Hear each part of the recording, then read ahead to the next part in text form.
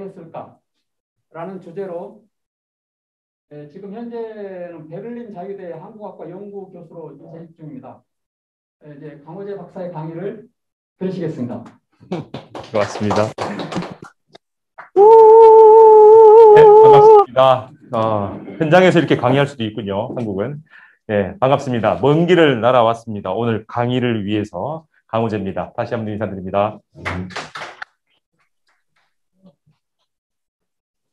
네, 제가 할 얘기를 벌써 다 해주셔서 제가 제 소개를 할 필요가 없군요. 미리 막아버리는 이런 놀라운 사회자도 계십니다. 그래도 저는 꿋꿋이 제 얘기를 하겠죠. 이렇습니다.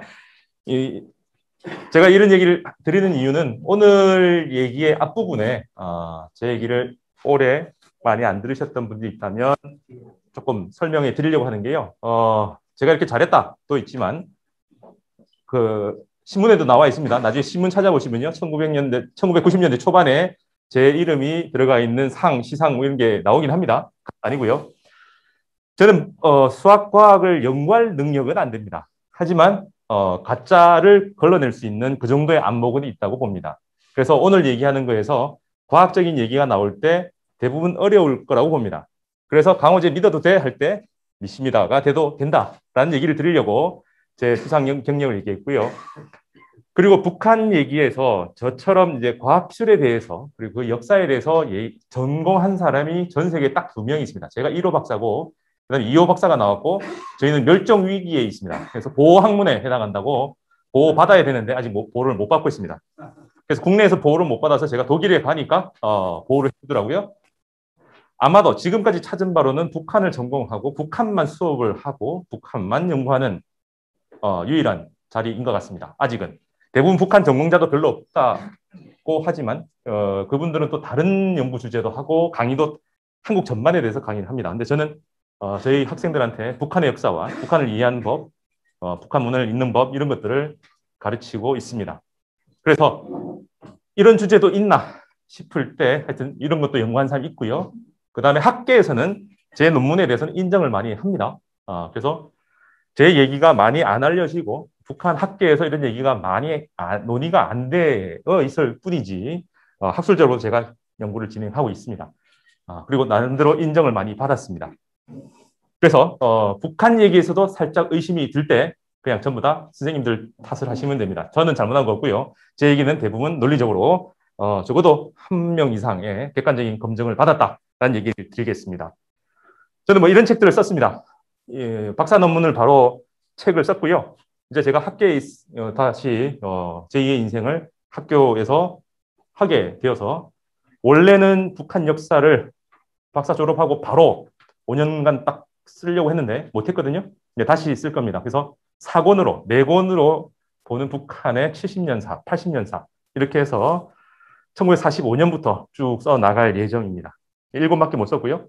그리고 좀 대중적으로 읽힐 글들을 쓰자라고 해서 민족 20일에 제가 투고를 해서 에피소드로 보는 북과학 기술의 역사를 썼고요. 그리고 프레시안과 통일뉴스 같은 데서 이슈가 될 때마다 과학기술 특히 무기가 나올 때마다 너무 문과 선생님들이 이상한 얘기를 자꾸 해서 또 사이언스 보이였던 제가 못 참고 글을 쓰는 것들이 꽤 있습니다. 보시면 많이 도움이 될 거라고 봅니다.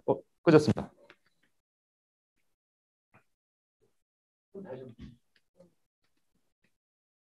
다음 넘겨주시죠.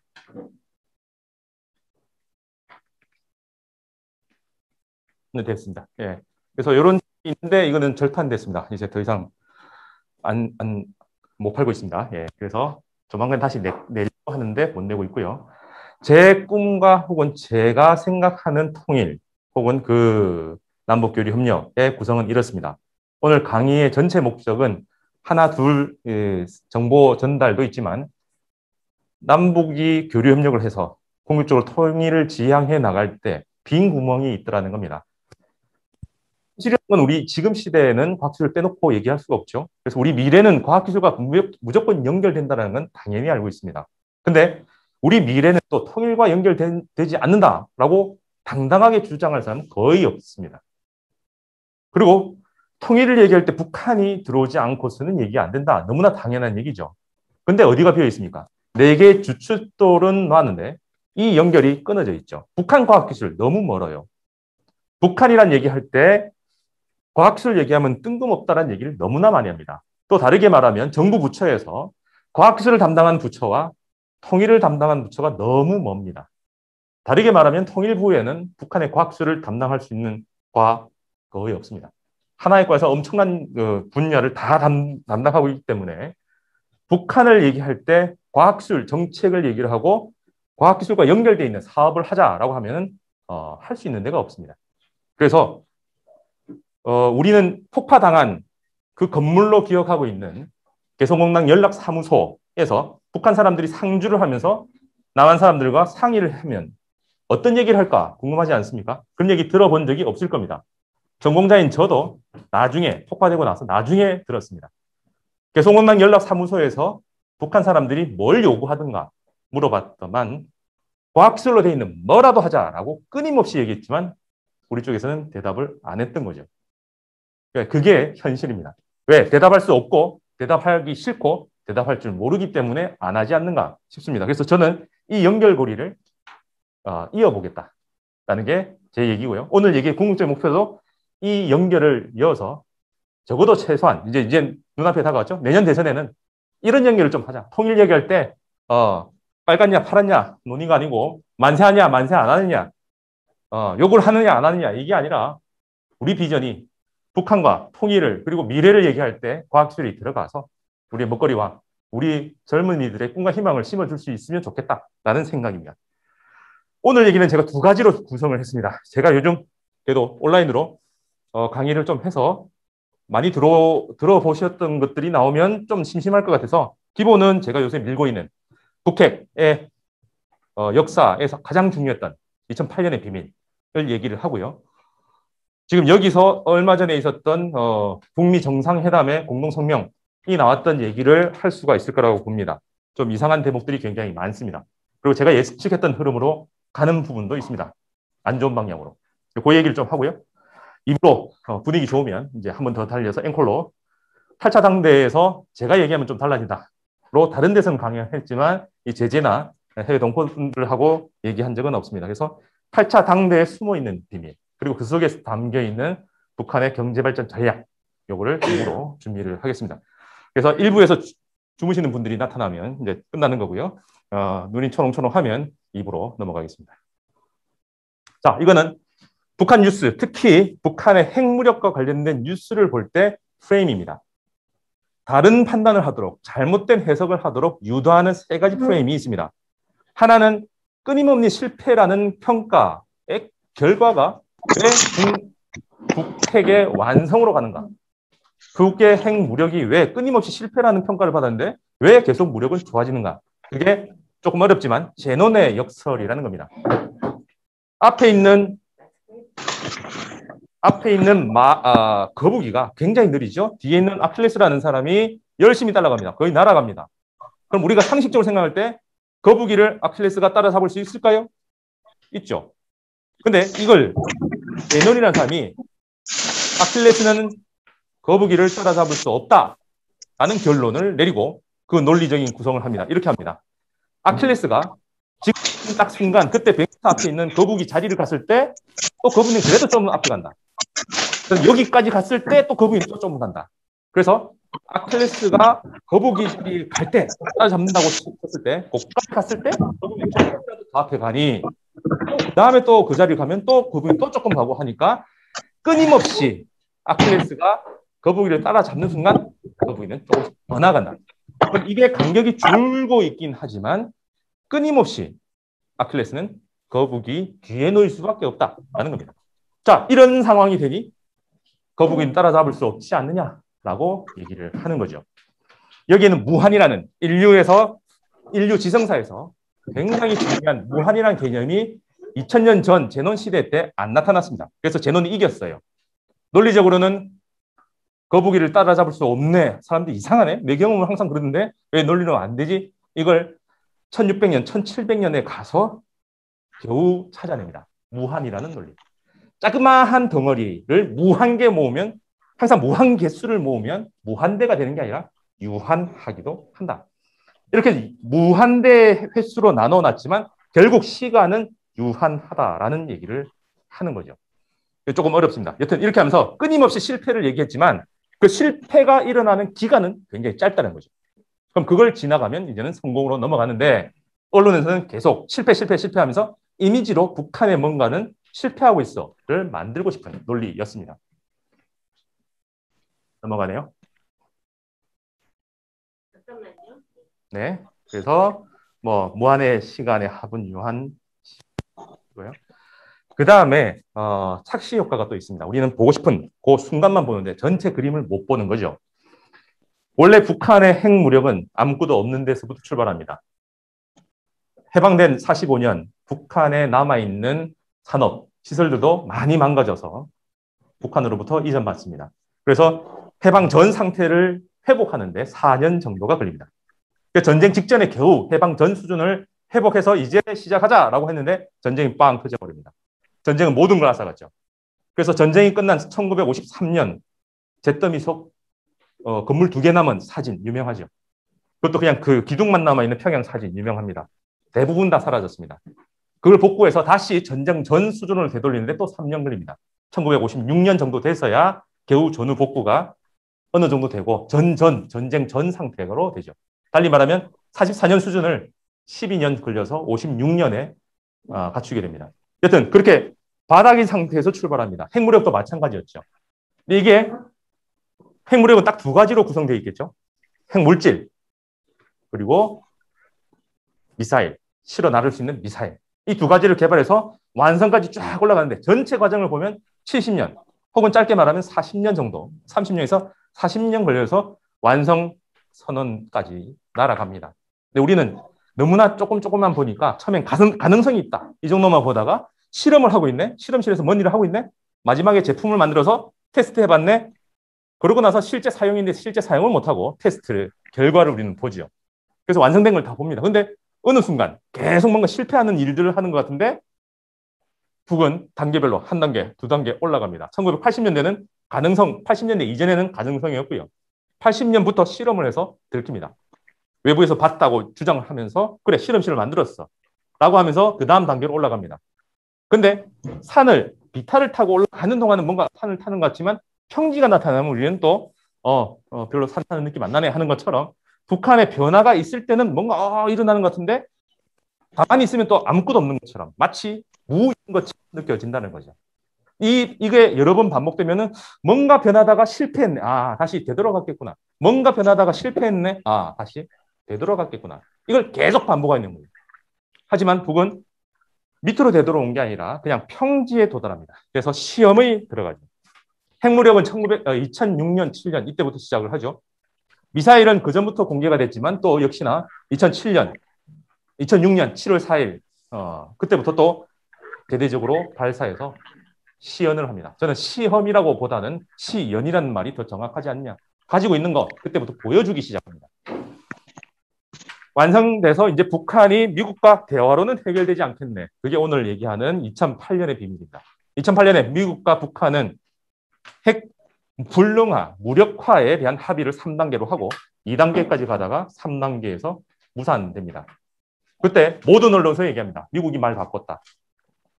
미국이 왜 바꿨는지 모르고 말 바꿨다. 그래서 2009년 2월에 공식적으로 외교 차원에서 합의는 무산됐다. 그때부터 북은 혼자 달릴 준비를 합니다. 그 준비가 끝나서 시작이라고 한 게 2013년 3월에 경제핵 병진 노선을 채택하면서 달립니다. 거기서부터 4년이 지난 2017년 11월 29일 날 15형을 발사하면서 핵무력 완성을 시연해냅니다. 그래서 완벽히 핵 보유 국가로 넘어갑니다. 혹자는 물어봅니다. 그리고 뉴스에도 많이 나오고 칼럼에도 많이 나옵니다. 북한이 핵무력 국가인 것을 인정할 수 없다. 그 사람들의 인정을 받을 필요가 전혀 없죠. 대학 입학 시험을 친다면은 시험 평가사한테 시험을 받아야 되고 회사에 들어간다면 회사 인사 담당자들한테 평가를 받아야 되지만 이거는 존재 자체입니다. 제가 강호재인 걸 누구한테 인정을 받아야 돼요? 그런 거 아니죠.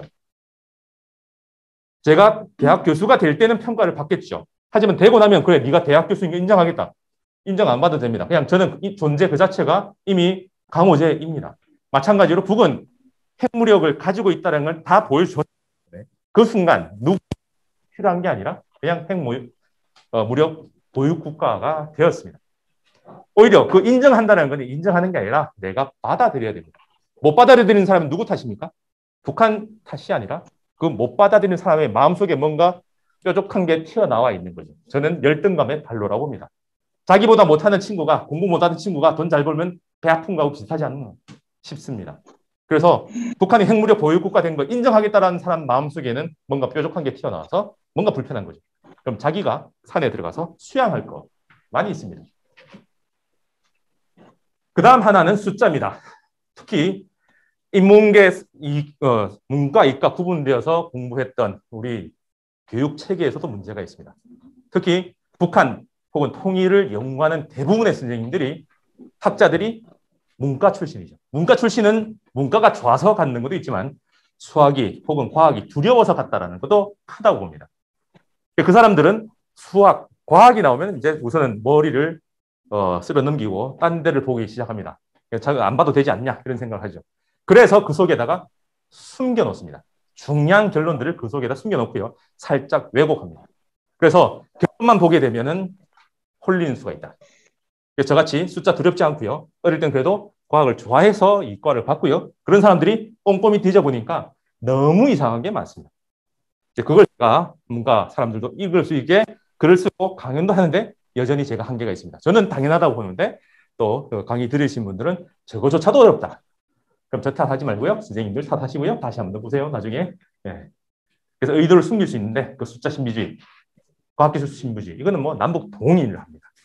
그래서 북한에서도 과학기술 신비주의 이런 거 빼라. 기술 신비주의 이런 거 빼라. 그래서 기술혁명이 그 신비주의를 깨는 거다라고 하면서 얘기를 해나가고 있죠.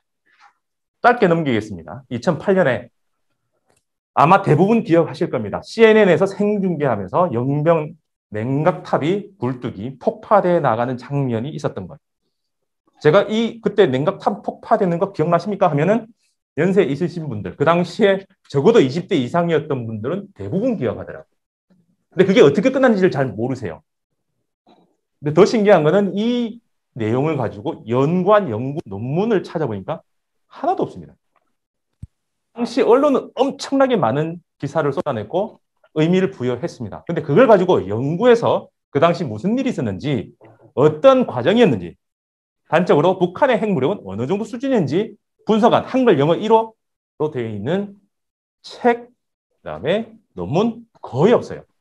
그래서 제가 이번에 책을 썼고, 논문을 썼고 영어로 번역해서 내려고 합니다. 작년에 이거 가지고 민화협에서 저한테 상을 줬어요. 자, 여기에 가장 중요한 거는 3단계 부력화 단계 중에서 2단계에서 북한하고 미국이 주고받겠다고 약속한 게 딱 이겁니다.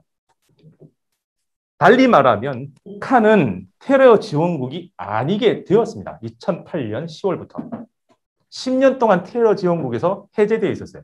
적성국 교육법에서 해제되어 있었습니다. 미국 자체의 제재에 벗어나 있었던 게 10년 됩니다. 지금 워낙 우리는 매번 싸우는 얘기만 들어서 여전히 미국하고 북한은 싸우는 것처럼 돼 있지만 트럼프 들어와서 이게 다시 재지정됩니다. 그전에는 미국 국내법에 의해서 제재되는 게 많이 줄어 있었습니다.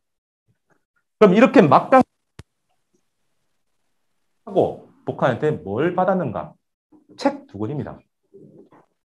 1989년부터 30년가량 있었던 영변에서 있었던 핵 활동을 나날이 적어놨던 19,000쪽짜리 일지를 북이 내놨고요. 북은 평화적 핵 이용을 하기 위해서 발전을 하기 위해서 했다라고 했기 때문에 핵무력을 테스트하는 1차 핵시험에 대해서는 또 아무런 정보가 없습니다. 미국을 비롯해서 바깥쪽에서 제일 깝깝한 거는 북한 내에서 일어나고 있는 일에 대해서 전혀 모른다는 거죠. 그래서 그 인포메이션, 정보를 얻고 싶어서 이만큼의 돈을 지불한 겁니다. 그 정보가 두 번째가 가장 핵신고서를 제출합니다. 북한 스스로가 우리는 1차 핵시험에서 얼마를 썼고 지금까지 플루토늄은 얼마를 우리가 확보를 했다.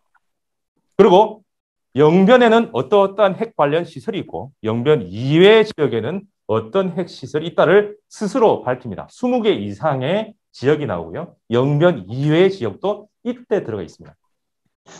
트럼프가 하와이 가서 노란 봉투에 들고 가지고 땅 던져서 김정은 위원장한테 협박했다. 그래서 김정은이 깜짝 놀랐다. 깜짝 놀라는 건 이거밖에 몰라를 깜짝 놀란 거지. 영변 밖에 있는 걸 알고 있네라고 놀란 건 아니었습니다. 왜? 10년 전에 자기들이 보고서 냈던 그 내용이니까요. 어쨌든 이 두 개를 주고받습니다. 2008년 5월, 6월 달에. 그때 북한에 들어가서 이 책 받아서 공손히 들고 나온 사람이 지금 대북 전담 특사가 된 성김입니다. 크리스토퍼 힐 두 사람이 가서 받아옵니다. 받아와서 자기들은 모르니까 미국에 핵과학 한 100여 병 모아놓고 이거 분석해라. 분석한 결과 한 달, 두 달 정도를 지날 때까지는 굉장히 훌륭해. 믿을만해 하다가 갑자기 돌아섭니다. 갑자기 돌아서는 그 배경에는 김정일 위원장이 뇌졸중으로 쓰러진 것도 있었을 겁니다. 더 중요한 거는 미국은 북한이 이제 핵무력이 된 걸, 핵무력을 가진 걸 막을 수 없구나라고 판단했는데 남쪽에서는 그렇게 생각하지 않았다라는 게 전략적으로 판단된 것 같습니다. 남쪽이 몰라? 그럼 조금만 더 하면 남쪽을 속일 수 있다라는 생각을 하지 않았습니다. 남쪽도 알고 있다면, 남쪽도 이제 북한은 이제 핵무력을 없앨 수 없는 수준까지 갔겠구나라고 한다면 둘이 머리 맞대고 짰겠는데 남쪽은 계속 비핵화를 주장합니다. 미국은 비핵화 주장을 할 필요가 없다는 걸 알고 있었을 거라고 봅니다. 근데 계속합니다. 왜? 남쪽이 모를 때까지 남쪽을 흘려서 여러 가지 빼낼 수가 있죠. 2008년에는 미래고요. 지금은 과거가 됐던 2008년 이후 미국이 남한한테 뭘 가져가려고 했는가? 여러분들 다 기억하실 겁니다. 그걸 했을 거예요. 그래서 이때는 시료 채취를 하려고 하다가 검증을 하려다가 깨졌는데 검증은 합의된 바가 아니었습니다. 그래서 서로 합의한 것만 하자라고 했는데 합의 안 된 걸 들이미니까 한 번은 봐줍니다. 그래, 너 요 정도까지 봐줄게 했는데 미국이 생각하기에는 북이 받을 리가 없는데 왜 갑자기 받아주지? 한 번 더 무리한 요구를 합니다. 그래서 두 번에 걸쳐서 무리한 얘기를 합니다. 그래서 이 두 개 잘 보십시오. 미국은 이미 북한이 테러 지원국, 적성교 교국국 이런 데서 벗어나 있다는 걸 다 알고 있었습니다. 벗어날 수도 있다 생각했고 실제로 해제해 줬던 겁니다. 그래서 국내법 때문에 안 된다 핑계입니다. 제가 제일 열심히 광고를 하고 제일 잘 만든 내용입니다. 핵무력은 시험을 하고요. 그다음 핵물질을 갖다 놓고요. 그리고 미사일, 로켓을 만들어서 날리는 게 기본입니다. 자, 그러면 과거 핵, 현재 핵, 미래 핵으로 나눠서 2008년에 무슨 일이 있었나? 위에 이렇게 사라지지 않으면 글자가 안 보이네요. 2008년 기점, 이때는 현재고요. 나머지를 과거, 미래로 보면 이 당시에 플루토늄이 얼마나 있었는가가 논쟁이 있습니다. 그 플루토늄을 뽑아낸 것이 한 30kg 정도고요. 아직 연료봉 속에 있는 게 이 정도다라고 되어 있었고 그게 북이 얘기했다고 주장하는 건데 그게 정보가 조작되어 있습니다. 잘못된 거고요. 얘기했던 리포트에는 이거보다 더 많은 양이 신고되었습니다. 그리고 미국 의회 조사 연구소의 보고서 조사국에서 보고서를 낸 거에는 자기들은 40kg에서 50kg 정도가 나올 거라고 봤다라고 하는 거죠. 그래서 좀 못 미치니까 믿을 수 없다라고 했는데 그게 나중에 조작됩니다. 2008년 당시에 의회 조사 보고서에서 나온 거는 30에서 50이었습니다. 30에서 50이었으면 이렇게 잘못된 조작된 이 정보도 30 중반이기 때문에 오케이 하고 넘어갔어야 됩니다. 그러니까 자기들이 보기에 이상하니까 자기들 예측과 두 개 보고서가 맞아 들어가는데 깨기 뭐하니까 나중에 정보를 조작해서 발표를 합니다. 그래도 조작이고요. 그 조작의 가장 근본은 89년 프랑스 인공위성이 영변 위에서 사진을 딱 찍어서 연기가 피어오르는 장면을 찍어서 그 유명한 첫 번째 핵시험을 했던 그 장면 뭐 이런 것들을 찾아내죠. 그리고 육자회담이 이상하게 돌아가니까 아니야 우린 NPT 탈퇴해 하면서 연료봉에서 플루토늄을 추출합니다. 첫 번째로 2005년에. 그리고 육자회담이 제대로 안 되면서 방코 델타 아시아에 있는 돈을 묶어버립니다. 그것도 몇억 불도 아닌 몇 천만 불 정도 밖에 안 되는 돈을 묶어버립니다. 육자회담 딱 들어간 그 찰나에 하루 전날인가 발표를 해버리죠. 하루 후인가. 그래서 북이 신경이 나서 이제 안 해 하면서 우리는 핵을 터뜨려버립니다. 중요한 건 이겁니다. 핵시험에 얼마나 쓰는지 아무도 모른다는 거죠. 핵시험에 물질을 얼마나 쓰는지 어느 정도인지 알고 추출되어 있는 거에서 얼마만큼 썼으니 남아있는 양을 알 수가 있는데 1차 핵시험에서 얼마 쓴지 아무도 모릅니다. 근데 북은 스스로 밝힙니다. 2kg밖에 안 썼어. 이렇게. 자칫하면 2kg밖에 안 썼다고 기술 수준이 높다라고 주장하는 것처럼 보이지만 오히려 자기들한테는 독입니다. 왜? 조금밖에 안 썼으니까 남아있는 양이 충분해야 됩니다.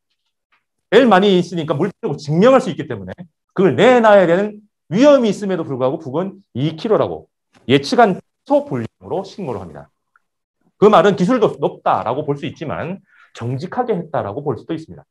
1945년 미국이 만들어서 일본에 떨어뜨렸던 플루토늄 탄에 들어가 있는 게 6kg입니다. 그러면 60년가량 지난 상황에서 6kg를 2kg 정도로 낮출 수가 없었을까? 웃기는 거죠. 1995년 미국의 핵 확산 금지를 하기 위한 NGO 단체에서 관련된 정보를 먹고서 보고서를 낸 걸 제가 봤습니다. 그때만 하더라도 1kg 정도, 0.5kg까지도 줄일 수 있다고 보고서에 되어 있습니다. 그런데 아무 근거 없이 북은 10kg 정도 썼을 거야, 7kg 정도 썼을 거야. 제일 작게 줄인 핵과학자 한 명, 해커라는 사람은 5kg를 얘기합니다. 근거는 없습니다. 그냥 5kg가 적당한 것 같아. 왜요? 몰라. 뭐 이 정도죠. 그래서 이까지 했는데 미국이 이제 방코 델타 아시아까지는 멀지만 육자등 가자 이렇게 가는데 북은 미사일도 한 번씩 시험하죠. 근데 미사일이라 하면 뭐 하니까 인공위성 발사체로 시험을 합니다.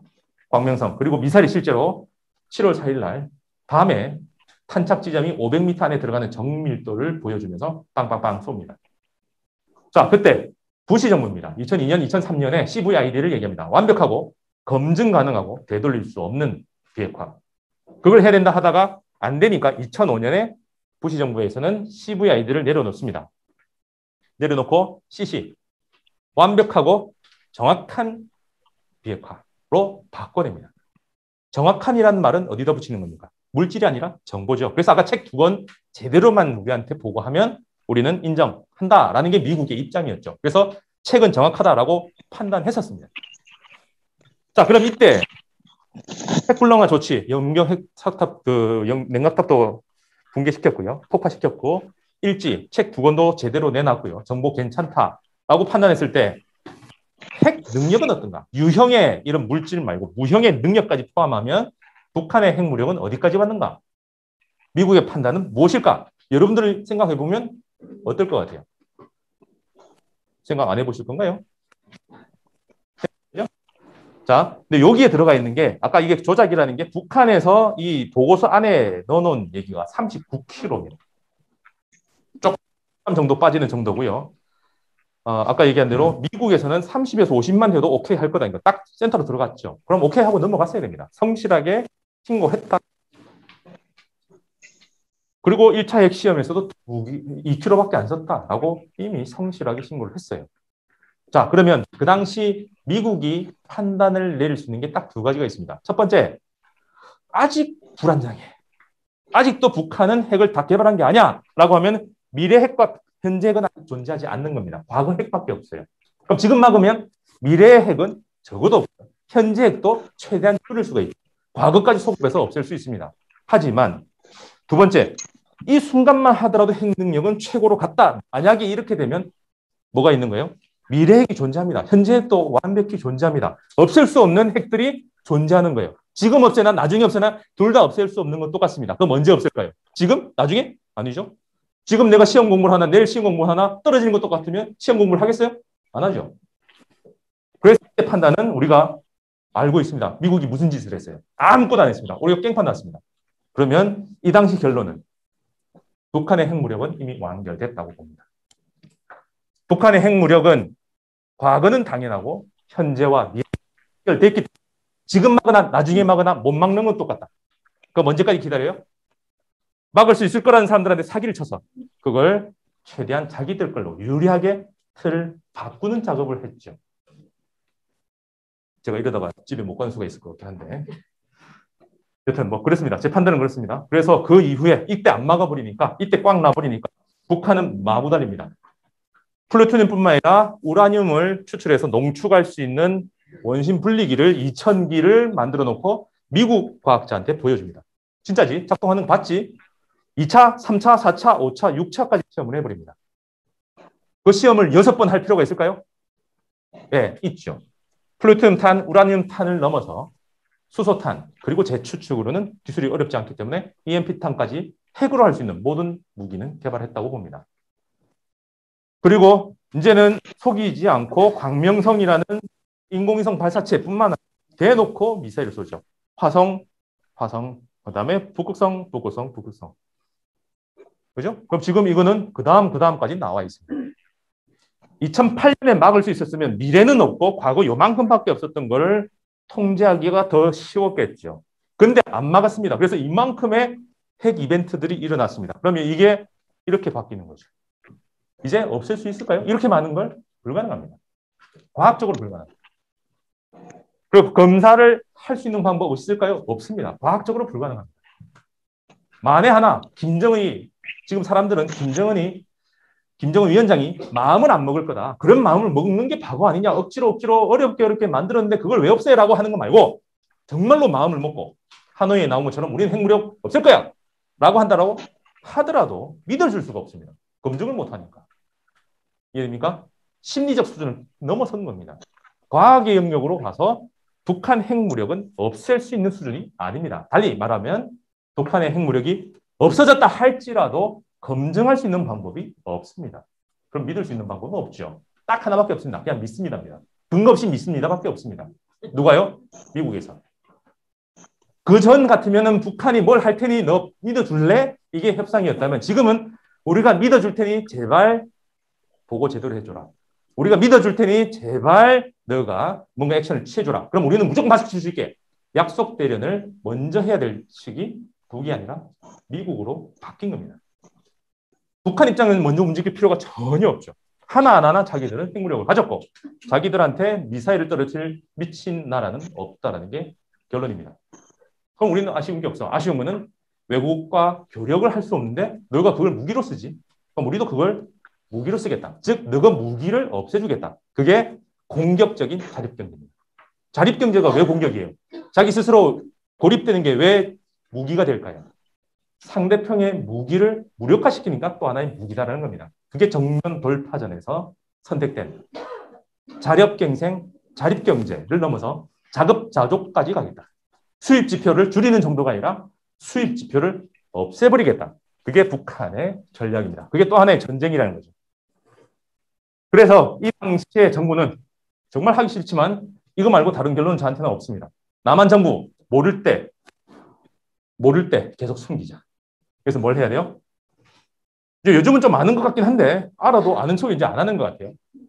네. 그래서 남한 정부는 계속 미국 들어가서 비핵화를 하도록 추동하자. 우리의 민족의 최대 우선적인 관건 비핵화라고 누가 얘기했는지 모르지만 우리 대통령은 정말 하늘에 신기루를 믿고 있는 것과 똑같은 상황이라는 거죠. 북미 정상회담 결과에 비핵화가 들어가 있습니다. 네, 그걸 위해서 뭔가 줬겠죠. 자, 그러면 비핵화를 주장하는 이유는 뭘까요? 남쪽 때문입니다. 북은 이미 비확산으로 넘어갔다는 판단을 저는 하고 있습니다. 그리고 뉴스에 안 나와서 전문을 보는 사람이 없어서 거의 못 봤을 건데 집에 가서 혹은 지금이라도 핸드폰 꺼내서 북미 정상회담 전문을 하십시오. 비핵화 바로 위에 문단에 뭐라고 남한 정부의 비확산과 관련된 그 노력에 대해서 뭐 잘 인정을 한다. 이런 문건이 들어가 있습니다. 비확산과 관련된 일을 남한 정부가 뭘 했는지 잘 모르겠고요. 어쨌든 그걸 미국에서 인정 얘기가 들어가 있습니다. 굉장히 뜬금없습니다. 근데 그게 비핵화, 한반도의 비핵화든 뭐 북한의 비핵화든 어쨌든 비핵화 위의 문장으로 들어가 있습니다. 그걸 주목하지는 않죠. 여튼 제 생각에는 북한의 비핵화 불가능하고 이제는 북한 안에서 나오지 못하게 하는 게 목표가 아닐까. 그러니까 그때까지는요. 남한의 민주정부가 들어오니까 골치 아파져요. 뭔가 얘기하기 힘들어요. 근데 민주정부는 계속 나올 것 같아요. 그럼 뭘 틀어줘야 됩니까? 군사 시스템이라도 계속 안정적으로 가자. 한미일 넘어서 한대고 호주, 인도까지 엮어서 말은 중국이라고 하지만 어쨌든 자기들하고 연결되어 있는 군사 동맹 체제를 강화하자. 동맹 체제가 뭘까요? 정보입니다. 국가 안에 머물러야 될 군사 정보가 입수되는 순간 바로 국경을 넘어서 캘리포니아의 서버로 들어가게 되어 있는 것. 그게 사드가 들어온 그 MD 체제군요. 한미 한국과 일본 사이에 위안부 합의 뒤에 숨어 있었던 지소미아에 들어가 있는 얘기입니다. 그래서 한일 사이의 그 경계를 넘기고요. 한미 사이에 그 정보 소통이 그래도 막혀 있었는데 그걸 바로 들어오는 순간 서버로 팍 넘어가게 만든 것. 그 정도 이제 넘어간 거죠. 그래서 쿼드가 나온 겁니다. 한미일 군사동맹이 아니라 쿼드 군사동맹으로 넘어간 거. 보이잖아요. 그래서 북한의 핵을 인정하기 전까지 뭘 해야 되느냐. 군사동맹체제, 달리 말하면 정보의 즉자적인 취합. 어디서요? 미국 중심으로. 저는 그걸 위해서 지금까지 미국은 기다렸다라고 봅니다. 제가 틀리길 바랍니다. 저는 추정이고요. 그랬다라고 얘기한 적이 한 번도 없습니다. 만약에 그랬다면 띄워주세요. 그래서 지금 여기까지였죠. 사드, MD 이런 것도 넘어가고요.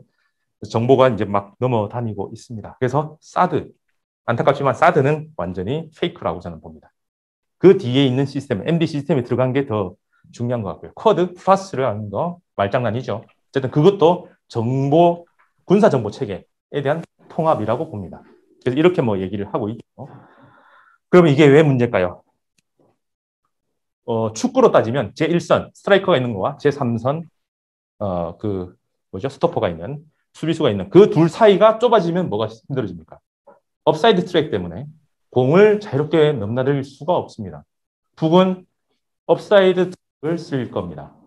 한마디로 자기들한테 때릴 수는 없지만 그럼 미국이 계속 만만디 전략을 하고 계속 딴짓을 하면 그냥 기다릴 수는 없죠. 그래서 최대한 압박을 할 겁니다. 뭘요? 외부하고 소통을 끊어가면서 자기 스스로 끊어가면서 이제 국가 밖에서 분쟁이 특히 군사적 분쟁이 일어나더라도 국내 경제에 영향을 안 줄 정도로 국가 경제를 똘똘마리 하겠죠. 그 똘똘마리 해서 북한 경제가 외부로부터 의존하는 정보가 거의 수렴해서 0%로 간다. 그럼 언제든 폭탄이 터져도 북한 경제는 타격을 안 받습니다. 그게 무서운 거죠. 그래서 2020년부터 이번에 당대회에 문장이 하나 들어간 게 굉장히 놀랍습니다. 영토 밖에서도 이제는 선제 공격할 수 있다고 선언합니다. 북한이요. 일이 있으면 옛날에는 우리 영토를 0.0001mm라도 침입하면 우리가 때릴 거야 라고 했지만 지금은 밖도 할 수 있다고 합니다. 그러면서 무기 체계를 더 가다듬고 있습니다. 그래서 저는 5년 내에 이대로 가면 5년 내에 어디선가 전면적은 불가능합니다. 핵 때문에. 국지전이 일어날 가능성이 굉장히 높다. 그럼 뭐 조그만 데서 하면 되지. 그래도 죽어나가는 건 우리 젊은이입니다. 뭐 미국 젊은이도 어쨌든 우리하고 같은 뜨거운 피가 흐르는 젊은이가 죽을 수도 있는 상태가 됩니다. 늘 죽을 수도 있겠죠. 예. 여튼 그게 저는 제일 무섭습니다. 지금 상황은 그렇게 달려고 있는데 그냥 계속 끊임없이 신기루와 같은 비핵화 그걸 계속 얘기하는 것 무슨 의미가 있나 라는 생각을 하고 있습니다. 그래서 이게 기본적으로 제가 2008년의 비밀 그리고 거기로부터 지금 바이든 정부의 전략 달라지지 않았다. 성김 들어가서 그나마 이 당시 걸 잘 알고 있습니다. 북한의 핵 능력을 굉장히 잘합니다. 그래서 비확산을 하려고 할 텐데 그 이면에 뭘 하고 있을지를 봐야 되죠. 그래서 오늘 나온 게 성김은 파트타이머였어요. 풀타이머는 아니고 알바하고 있다. 라고 기사에서 만화에서 비꼬던데 여튼 그런 정도를 가지고 우리가 너무 좋아하지 않나 생각을 합니다. 자, 이 정도 할까요? 주무시는 분이 3분이 나타나서 네, 잠시 10분만 쉬고 2부로 넘어가겠습니다.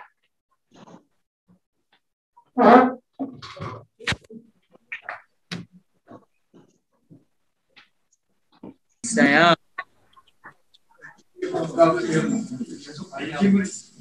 예, 여기가 지금 쉬는 시간이니까요. 잠깐만 한 3분만 쉬었다가 다시 돌아오겠습니다. 네, 어디 가지 마시고요. 여기 잠깐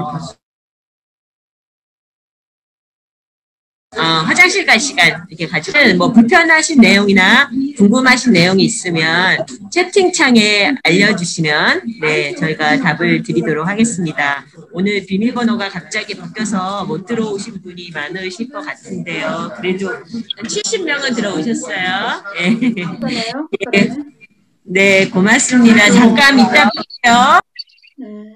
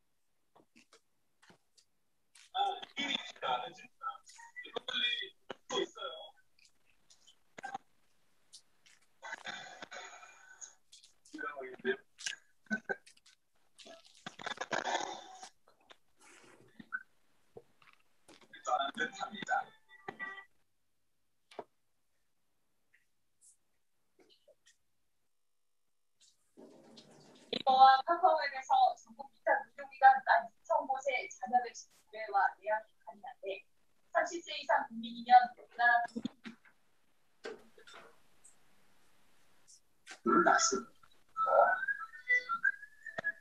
지역도 기업에 있는데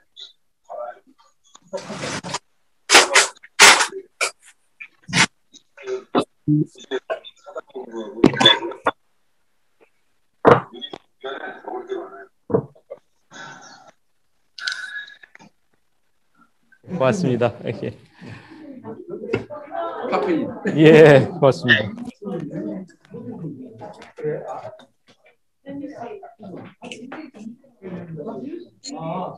카페는 빨대로 아. 상관없어요. 예, 예.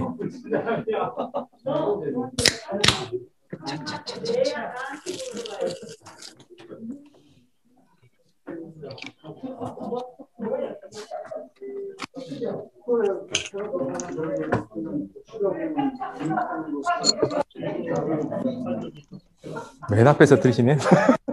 재밌나요? 예. 네.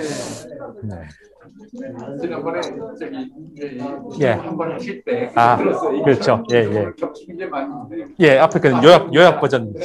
요거는 안 들으셨죠? 네. 1번은 처음 들으신 분들을 위한. 네? 일부. 오늘도 빨라요?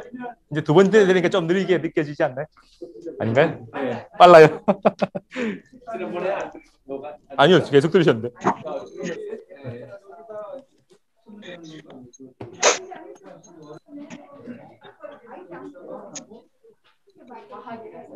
플레이 할까요? 네. 여기 뭐 이거 예 화장실 가신 분은 좀 더 오겠죠 뭐. 줌 플레이 그냥 가면 됩니까? 네.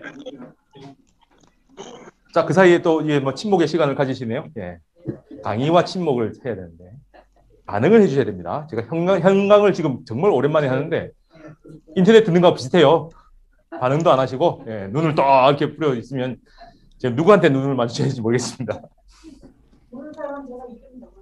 그럴까요? 아, 제가 사진 찍어 놓을까요?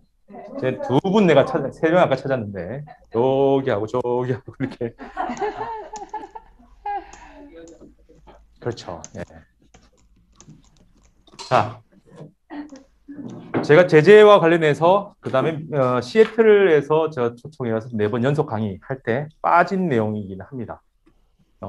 8차 당대 했는데 많은 사람들이 이제 분석하고 의미도 얘기했지만 제가 보는 이 지점을 얘기한 적이 별로 없더라고요.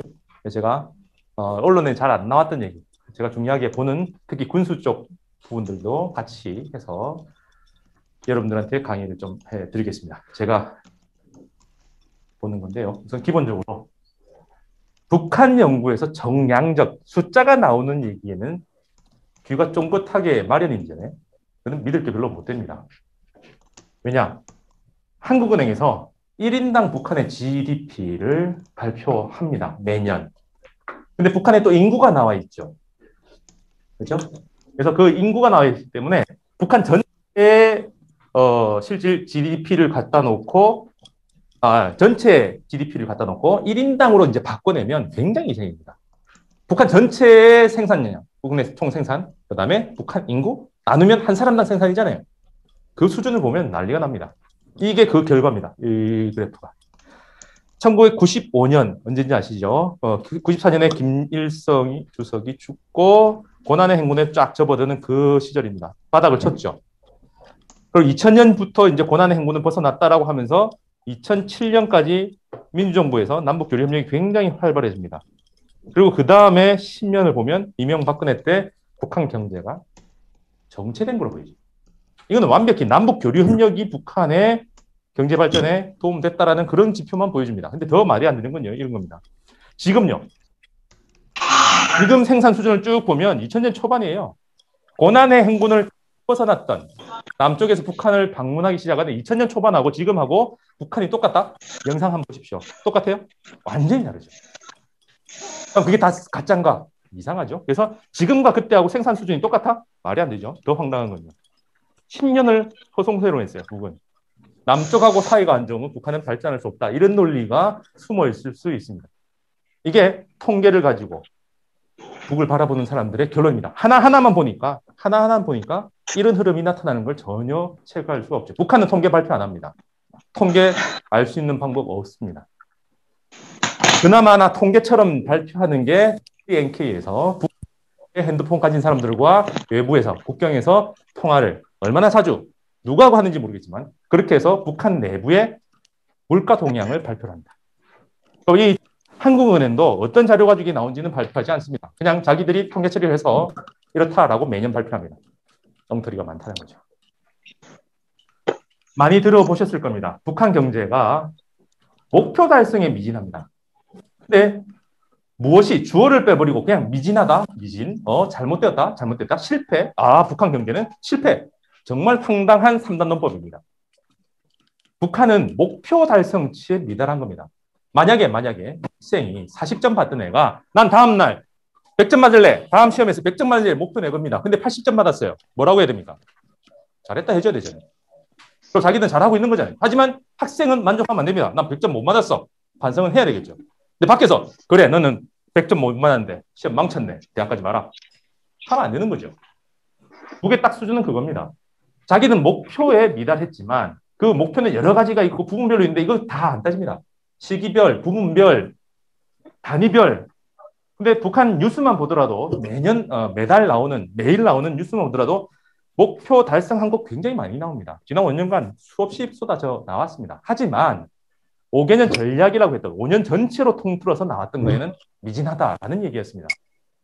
근데 이거 미진하다는 건 정말로 많은 사람들이 딱 따옴표를 해서 인용하면서 놀리는 대로 많이 썼는데 달성했다고 얘기한 건 거의 언급을 안 하죠. 세 가지가 나옵니다. 첫 번째, 100만 정도 했다라고 합니다. 위성에서 보면 북한의 산림들이 그래도 자리 잡고 푸르게 바뀌는 게 나타납니다. 그걸 북이 100만 정도 조성했다. 두 번째, 아주 중요한 거죠. 알곡 생산량이 전례 없는 성과를 나타냈다. 올해 당대에서 밝혔어요. 그런데 이걸 또 과거로 되돌아가면 2019년, 재작년에 최고 생산연도. 북은 이렇게만 얘기합니다. 북한 역사에서 한 해 생산량 중에서 최고인 양은 당연히 해마다 다르겠죠. 분야마다 다를 겁니다. 식량은 대부분 1980년대 후반 지점을 얘기합니다. 시멘트는 밝혀져 있는데, 자기들이 공개를 했는데, 1990년대 초반을 최고 생산량 연도라고 표시를 합니다. 그러면 알곡 생산에서는 2019년에 아마도 1980년대 후반에 알곡 생산량을 돌파한 거죠. 그죠? 그래서 이전과는 성과, 전에 없던 최고 생산량 돌파한 그 정도 성과는 났는데 목표에는 안 간 거예요. 그럼 뭐예요? 다시 목표는 가겠죠. 상향 조정할 수도 있고 여러 가지 될 수도 있습니다. 그래서 많이 나왔다. 더 중요한 거는요. 국방과학 기술은 거의 100% 이상 달성했습니다. 그 무기 만드는 게 뭐? 북한의 무기는 매몰 비용이 아니라 거기서 투자된 것들 가지고 민수로, 우리로 따지면 수출해서 내수를 다지는 것처럼 북은 무기를 만드는 그 기술을 가지고 민수를 뒷받침하는 구조이기 때문에 이게 잘 됐다는 것은 향후 민수 발전의 원동력으로 작동할 수 있다. 라고 해석해야 됩니다. 이거 빼죠. 그래서 뭘 해요? 보안 정비, 목표가 너무 높았나? 해보니 목표도 있죠. 목표 달성하기 위한 방법이 모자란 데도 있었겠죠. 목표를 적당히 수정하고 방법을 수정하지만 자기들의 지향은 그대로 못 박아 둔 겁니다. 그래서 수정이라고 하지 목표 바꿈이라고 얘기하지는 않는 거죠. 그게 지금 요번에 나온 겁니다. 그래서 전략 밑에 단에 있는 계획을 새롭게 수립했다. 그래서 8차 당대회가 그리는 5년 후의 북한 세상은 새롭게 설정된 게 없습니다. 언제 뜰까요? 5년 전에 2016년에 7차 당대회 때 제시했던 미래 비전, 그게 그대로 유지되고 있다는 거죠.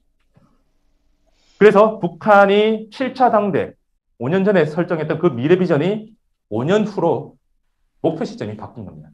뭐냐? 군사 강국은 지금 완료하고 있다. 옛날에도 어느 정도 했지만 무기는 지금 막 생기고 있기 때문에 군사 강국은 현재 완료형이다라고 얘기합니다. 그럼 정치 사상은 이미 우리는 사회주의로 완성했다. 남아있는 거는 과학기술과 경제 영역에서 지식 경제를 만들어야 되는데 이거는 앞으로의 과제다. 그럼 남아있는 거는요. 세 가지 영역 중에 이거는 옛날에 했고 지금 이거 하고 있고 이건 못했다. 그래서 여기에 우리의 경제발전 전략은 몰입해야 된다. 그래서 경제발전 전략의 핵심은 과학기술과 교육이다.가 2018년 4월에 나왔던 새로운 전략이었습니다. 그래서 방금 얘기했던 대로 그 문장을 잘 보면 과거 완료, 현재 완료, 미래 선차과제 기본 연산 보이죠? 그래서 과학기술이 앞으로 올라가서 경제를 이끌어 나가고 그리고 과학기술은 이제 하나의 분야가 아니라 모든 영역의 솔루션. 과학기술과 교육은 하나의 분야가 아니라 모든 영역에서 과학기술과 교육으로 가야 된다. 이게 이번 2월 달에 있었던 2차 전원회의에서 사람들이 정신 못 차리고 부분별로 이상한 걸 해오니 지적하면서 이걸 명확히 못 박습니다. 그래서 7차 당대 때도 그렇고 지금 8차 당대 앞으로 5년 동안 북한에서는 과학기술 경제가 어마어마하게 될 거다라고 예측했는데 정말로 3월, 4월, 5월 노동신문과 조선에는 그 말이 어마어마하게 나옵니다. 그런데 왜 여러분들이 못 볼까요? 단신은 많이 나옵니다. 근데 별로 중요하게 안 보는 거죠. 더 중요한 거는 북한 연구하는 사람들이 이제는 너무 많이 나오니까 뭔가 중요해. 근데 잘 모르겠습니다. 그래서 잘 모르고 있으니까 제 얘기가 해석이 안 나오는 거죠. 그 내용을 잘 보면 주체와 현대와 정보화 과학합니다. 정보화라는 거는 인포메이션이죠. 우리가 4차 산업혁명, 빅데이터 하는 것처럼 북도 그쪽을 지정합니다.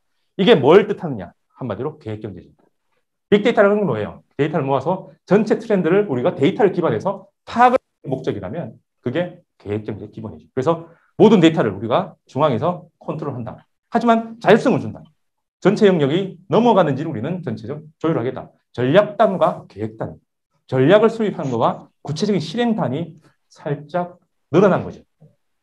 영역이 발전하고 세밀화되니까 그렇게 넘어가는 겁니다. 주체화는 당연히 외부 의존도를 줄이는 거고요. 현대화는 좀 새 거로 많이 바꾸는 거죠. 아직도 옛날 게 많이 남아 있습니다. 과학화, 정보화. 그럼 이 세 가지는 김정일 때 1978년쯤에 만들어진 말이고 김정은이 들어와서는 정보화가 더 들어갑니다. 그런데 그것도 역시나 지금은 정보화 시대다라고 하는 것은 2002년, 2003년에 김정일 위원장이 시대 선언을 합니다. 그게 반영이 된 거죠. 그럼 이게 뭘 뜻하냐? 기본은 이겁니다. 자동화, 지능화, 그리고 무인화. 남북이 통일됐을 때 북한의 노동력이 우리가 쓸 수 있다고 착각한 사람들 많습니다. 북한도 역시 노동력 부족 국가입니다. 북한도 2명 이상 나와서 이렇게 가는 게 아니라 인구가 거의 2,500에서 머물러 있죠. 우리는 이제 막 줄어들고 있지만 북도 마찬가지입니다. 그래서 통일이 됐을 때 우리 노동력 부족 현상이 줄 거다 상상하는 사람들 정말 공상가들이죠. 현실은 아닙니다. 그래서 북도 무인화를 지향을 합니다. 이 모습 잘 보면 로봇가 쫙 들어가서 차차차차 만드는 그걸 지향을 하는 거죠. 그래서 거기에 들어가는 기술을 우리는 CNC란 말로 들었죠. 이렇게 얘기하고요. 이거는 기계를 컴퓨터가 조정해서 정밀하게 만드는, 사람 없이 만드는 그 기술을 얘기를 합니다. 그럼 이 모든 기술은 당연히 북방에서 왔고요. 자, 그럼 원인은 이걸 세밀하게 북한 뉴스를 보시는 분들은 봤을 건데 명확히 밝힙니다. 3가지 잘못이 있었다. 첫 번째, 과학적 타산을 못했다는 거죠. 근거 있는 걸 제대로 못해서 수립 단계, 계획을 수립하는 단계에서 잘못됐다. 두 번째, 그걸 실행해 나갈 때 과학기술이 앞에 나가서 해야 되는데 과학기술이 앞에서 끌고 나가지는 못했다. 세 번째, 처음에 잘못했고 실행도 잘못했다면 그러면 잘못됐다라고 해서 정비 보강을 했는데 준비도 못했다는 거죠. 한마디로 시험 공부하려고 계획을 제대로 못 세웠고 공부를 제대로 못했고 그 진도가 느려지는 걸 파악을 해서 새롭게 계획을 세워야 되는데 계획 수정을 못했다는 거죠. 그래서 시험에서 떨어졌다는 겁니다. 그런데 실력은 향상됐어요. 이제 어떻게 할 거냐? 그럼 대안을 내야지. 그래서 대안을 냈습니다. 과학책 탓을 못하니 이번엔 준비할 때는 비상설 중앙검열위원회를 9월 달부터 만들어서 전국에 파견을 해서 원래 정보를 취합하고 평가하던 단계를 하나 더 만들어낸 복수로 돌렸던 거죠. 그래서 상하 왕복합니다. 지방에서 정보를 수집해서 중앙에서 정보를 만들고 다시 지방으로 계획을 넘겼을 때 자기 현상을 반영해서 계획에 맞고 그림을 하고 다시 중앙에서 모으죠. 그리고 다시 얘기합니다. 그래서 지방에서 올라와서 1월 달에 당대회를 하고 그 당대 결정을 1월 달에 지방에 내려서 자기 현실에 맞는지를 타산해서 다시 올려가지고 2월 달에 다시 검사합니다. 그러고 나서 잘못되니까 다 조정하고 확장. 상하 왕복을 2번 합니다. 이해죠? 그래서 과학적 타산에 현실에 근거해서 만들도록 작년 9월부터. 두 번째, 그럼 세 번째 부분에서는 정비 보강. 그래서 이번에는 정비 보강 자급자족이라는 말을 집어넣어서 우리가 다시 재정비하자. 뭔가 부족한 건 조정하자. 그래서 8차 당대회의 결정은 정비 보강 계획이다라고 얘기합니다. 이게 뭡니까? 이건 계획이고 계획을 수정하는 거라면 실제 실행은 두 번째죠. 과학기술이 실행을 못했다고 했는데 그럼 대안은 뭐냐? 그래서 여기는 2차 동행에서 얘기해서 이제 현장에서 현재를 중심으로 혁신을 하라. 모든 영역은 과학기술 교육정책을 실행 단계에 넣어라. 그거 안 하는 데는 다 비판당했습니다. 그러면 그 핵심은 뭐냐? 금속과 화학공업, 우리로 따지면 소부장입니다. 소재, 부품, 장치 산업에서 외부 의존도를 줄여라. 그러니까 금속에서는 과제를 명확히 줘요. 화학에서도 명확히 줍니다. 근데 뭐 명확히 주도가 잘 되나요? 잘 안 되죠. 저번 2020년에도 잘 안 됐습니다. 그래서 그거는 아직도 물음표긴 하지만 뭔가 열심히 하고 있다는 거는 쓰는 거죠. 더 중요한 거는 자나 제자원화 해서 얘들은 이제 자원이 없으니까 쓰레기들 처리한다 생각하는데 그게 아니라 소부장입니다. 소재, 부품, 장 부분에서 국산화, 외부 의존도를 없애야 됩니다. 한마디로 다양한 테크놀로지를 다 갖추겠다. 핵을 전 영역에 대한 기술을 갖춘 것처럼 물질을 생산하는 모든 영역을 자립화시키겠다. 뭐 때문에? 전쟁하려고는 아니지만 전쟁을 대비하는 거죠. 자기들 옥죄는 제재를 벗어나기 위한 방법. 협상으로 제재를 없애지는 못했으니 제재가 무력화되는 방법. 그게 국산화, 재자원화라는 말로 넘어갑니다. 그리고 과학기술 당연히 중요하죠. 그래서 계속 얘기가 됐던 부분입니다. 그래서 2018년에 과학기술과 교육으로 우리는 경제발전을 하겠다라고 결정을 내렸었어요. 이번에는 이제 세부 계획에 반드시 넣어라 해서 올해를 명명하기를 과학기술로 들고 나는 해라고 명명을 합니다. 그리고 그 특징에는 일체화, 모든 걸 함께 현장 중심으로 산학연 협동 과정으로 간다라는 게 나오죠. 그리고 산하 그냥 개별 내각하고 과학기술 단위가 협동해가지고 현장의 변화를 일으키자 그런 영역을 만들어내죠. 그래서 1990년대 고난의 행군이 끝났을 때는 국방공업을 하는 과제를 지켜야 돼요. 왜? 아직 국방력이 부족하니까. 국방력을 세우려고 재래식군을 아무리 해봐야 부족함이 있다는 겁니다. 그래서 만든 게 어려움을 뚫고 핵을 개발하겠다는 것은 거의 죽겠다는 얘기와 똑같죠. 핵 개발하는 순간 각종 탄압이 들어갈 게 예상이 됩니다. 최대한 싫었죠. 싫었는데 어쩔 수 없는 거죠. 그래서 핵을 개발하겠다도 20년 정도 1993년부터 선언을 하고 넘어갑니다. 그래서 처음에는 김정일 국방위원장은 국방 우선하고 그다음에 농업과 경공업을 동시에 발전하겠다. 국방력을 갖추면서 거기서 갖춘 기술력을 민수로 넘어가겠다. 근데 민수로 넘어가는 거는 조금 더 걸립니다. 2013년 즈음에 핵을 발전시키면서 동시 발전할 때 그때 2013, 14에 경공업과 농업이 국가에서 제일 우선순위로 살짝 바뀝니다. 그래서 저는 북한의 국방공업은 혁신 동력을 갖추고 있는 거예요. 자원과 기술과 인력, 자금 모든 게 다른 부분보다 우선적으로 받았기 때문에 혁신 동력이 굉장히 강력하게 모여 있는 곳입니다. 그 능력을 민수로 전환하면 요소 투입 효과, 돈을 많이 투입하고 자금을 끌어오는 그 효과와 동일합니다. 그래서 중국 모델, 베트남 모델 하는데 중국 모델은 화교 자본을 끌어당겨서 발전하는 거고요. 베트남은 미국 자본을 당겨서 발전하는 거라면 북한은 군수 공업에 모여있는 자본을 민수로 돌리는 그 전략입니다. 그래서 어쩌면 선군 혁신 전략이기도 발전 전략이기도 하고 북한식이라고 상관이 없겠죠. 그 전략의 마지막은 제가 얘기했던 2008년의 비밀 끝에 결정난 2009년 8월에 결정난 겁니다. 계획경제 국가가 8월에 새로운 전략을 수립한다? 말이 안 되죠. 그래서 갑자기 전략이 바뀐 겁니다. 그러면서 자동화, 무인화까지 2016년에 목표로 세우는데 요 7, 8년 동안 계속 테스트를 하죠. 가능한가? 군수 공업에 모여있는 기술력을 민수로 바꾸면 가능하겠냐? 가능하겠다는 비전을 봅니다. 근데 왜 안 됐을까요? 네, 군수에 모여있는 게 조금 예상치 못하게 더 강하다라는 판단을 한 겁니다. 그래서 보면 민수 부분에서는 원래는 단계별로 생각합니다. 이거 전부 다 김정일 국방위원장이 만든 거예요. 그걸 김정은 때 실행하는 건데 첫 번째 기계 한두 개만 CNC화를 바꿔요. 한마디 하나의 국역, 하나의 그 계열을 바꿉니다. 그 다음에 공장 전체, 나중에 무인화, 이 4단계가 넘어가는데 갑자기 속도 내서 개념이 발전하는데 이 모든 것은 국방 부분에 있는 기술입니다. 외부에 의존하는 게 아니라 국방 부분에서 만들었던 정밀화, 경량화, 무인화, 지능화되어 있는 장비를 기계로 바꾸면 또 끝나죠. 이 체계를 2016년에 제시했죠. 근데 안 됐습니다. 그래서 언급이 변하는 걸 딱 보면 군, 특수단위, 단위 특수화를 얘기합니다. 그럼 누가요? 당연히 군이죠. 당은 굉장히 작고요. 혁신 동력보다는 그냥 돈이 좀 많이 모여있다 정도이겠지만 다른 비중보다는 약할 겁니다. 민수는 계속 치우고 공개되어 있죠. 그래서 단위 특수화를 얘기하면서 전체 방향을 거부하는 단위, 당연히 군이겠죠. 그럼 군에서 자금과 기술, 인력 이런 걸 안 내놓으려고 할 때 문제가 생기니까 이 부분에서 지체가 생긴 거는 전환 자체가 지체된 거라고 봐야 됩니다. 그래서 뭐가 나왔느냐? 개발 창조형이라는 지적이 나옵니다. 우리는 개발 창조형을 해야 돼. 견본 모방형이 아니라 우리는 제일 앞에서 뚫고 나가야 돼. 그 말을 제일 처음 쓴 게 2016년 3월. 미사일 추진체를 개발해서 시험하던 그 공장인데 여기에서 김정은 위원장이 이 말을 합니다. 기계 공장인데 여기는 무기를 개발하고 조립하던 데고 외부에서 평가하고 있습니다. 그것도 거기도 김정일 위원장이 죽기 한 달 전에 방문해서 극찬을 한 곳입니다. 그것도 김정은 위원장하고 같이 갔죠.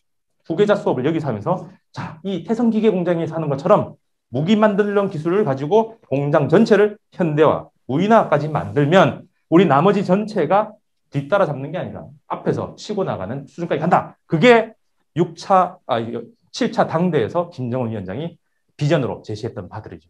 그럼 여기서요. 태성기계 공장을 대표로 삼는 군수공업에서 이 전략을 실행 다 못한 거죠. 그래서 누가 안 했어? 단위 특수화를 주장한 누가 했어? 이제 누구 얘기하는 거는 국가에 대한 반역이다. 까지 하면서 못하게 이번에 막았습니다. 그래서 잘 보세요. 생산 공정을 CNC화해서 엄두도 못 내는 기계 제품, 이게 무기죠. 무기를 혹은 기계 제품을 척척 만들고 있다. 어디서? 태성기계 공장에서. 정밀도 높은 기계를 잘 만든다. 세계 역마루에 당장 올라섰다. SABM은 전 세계 5번째입니다. ICBM은 전 세계 10번째입니다. 그 정도가 되는 거죠. 이제 그런 얘기들을 쭉 했다라는 거고요. 그래서 7차 당대에서는 모든 부분에서 개발 창조를 하자. 비전이죠. 근데 8차 당대에서는 기계공업 부분에서 개발 창조를 하자. 후퇴했죠. 이해됩니까? 다 하려고 했는데 안 된 거예요. 그러면 기본인 군수공업의 가장 기본인 기계공업이라도 우선 개발 창조하고 그걸 가지고 나중에 모든 부분이 개발 창조적으로 계속하겠다. 이건 8차 당대에서 변형한 부분입니다. 그러면 군은 기본적으로 뭐냐? 일반적으로는 국방력을 가지고 전쟁을 억제하는 거지만 북은 이걸 가지고 민수를 발전시키는 혁신 원동력이기도 하다라는 게 다른 나라의 군과 민 관계, 북한의 군과 민 관계의 차이라는 거죠. 저는 그래서 이 두 번째를 주목해야 된다라고 봅니다. 그래서 군사적 긴장은 외교 협상 가지고도 완화시킬 수 있습니다. 근데 핵을 쏘겠다고 하는 나라한테 핵 아니고는 안 된다는 게 기본입니다. 그래서 그거에 대한 대응으로 만들어서 남쪽에서 핵 무장한 사람 또 역시나 그럼 북이 만들었으니 우리도 하자. 그게 도미노죠. 근데 북은 죽을 각오하고 핵을 만든 겁니다. 근데 우리는요. 죽을 각오는 없어요. 근데 쟤들이 가지고 배 아프니 핵은 핵밖에 없어 라고 해서 개발하겠다라고 그렇죠.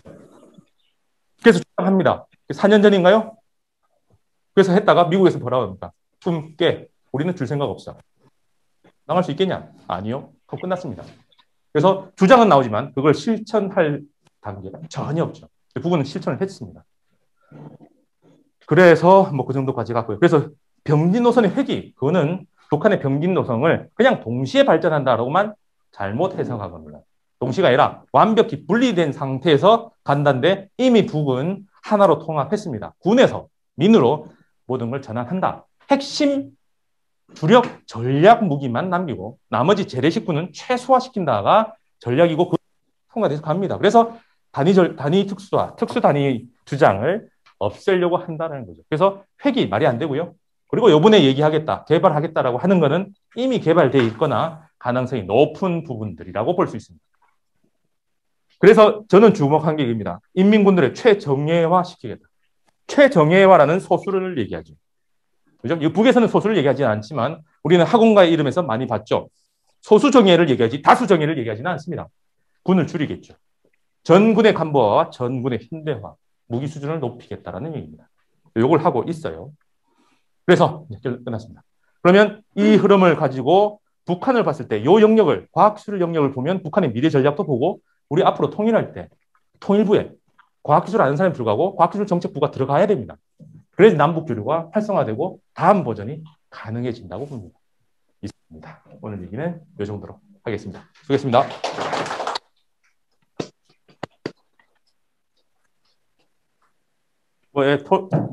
토론방이 있는데요. 여전히 있는데 뭐 활성화되지는 않아. 근데 이제 소식방 정도로 토론방보다는 소식방으로 바뀌고 있긴 하지만 계속 모여서 놀고 있습니다. 관심 있으신 분들은 이 방을 들어오시면 됩니다. 근데 요거는 외우기 힘들죠. 제 텔레그램이나 이렇게 찾아보시면 주소가 링크가 되어 있습니다. 카톡이나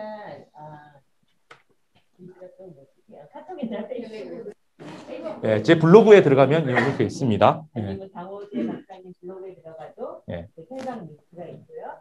토론방 입장을 원하시는 분은 제가 보내드릴게요. 링크를. 그리고 텔레그램을 좀 쓰셔야 될 것 같아요. 앞으로 많은 이제 정보 공유나 토론을 위해서는. 텔레그램이 카카오와 다른 장점이 첫 번째, 서버가 해외에 있습니다. 결정적이죠. 두 번째, 늦게 들어가도 그 이전의 대화가 보입니다. 세 번째, 싫은 사람을 쫓아낼 수 있습니다. 카카오톡은 쫓아낼 수가 없습니다. 굉장히 중요한 거죠. 관리가 좀 더 영리합니다. 그 정도면 충분할 거라고 봅니다.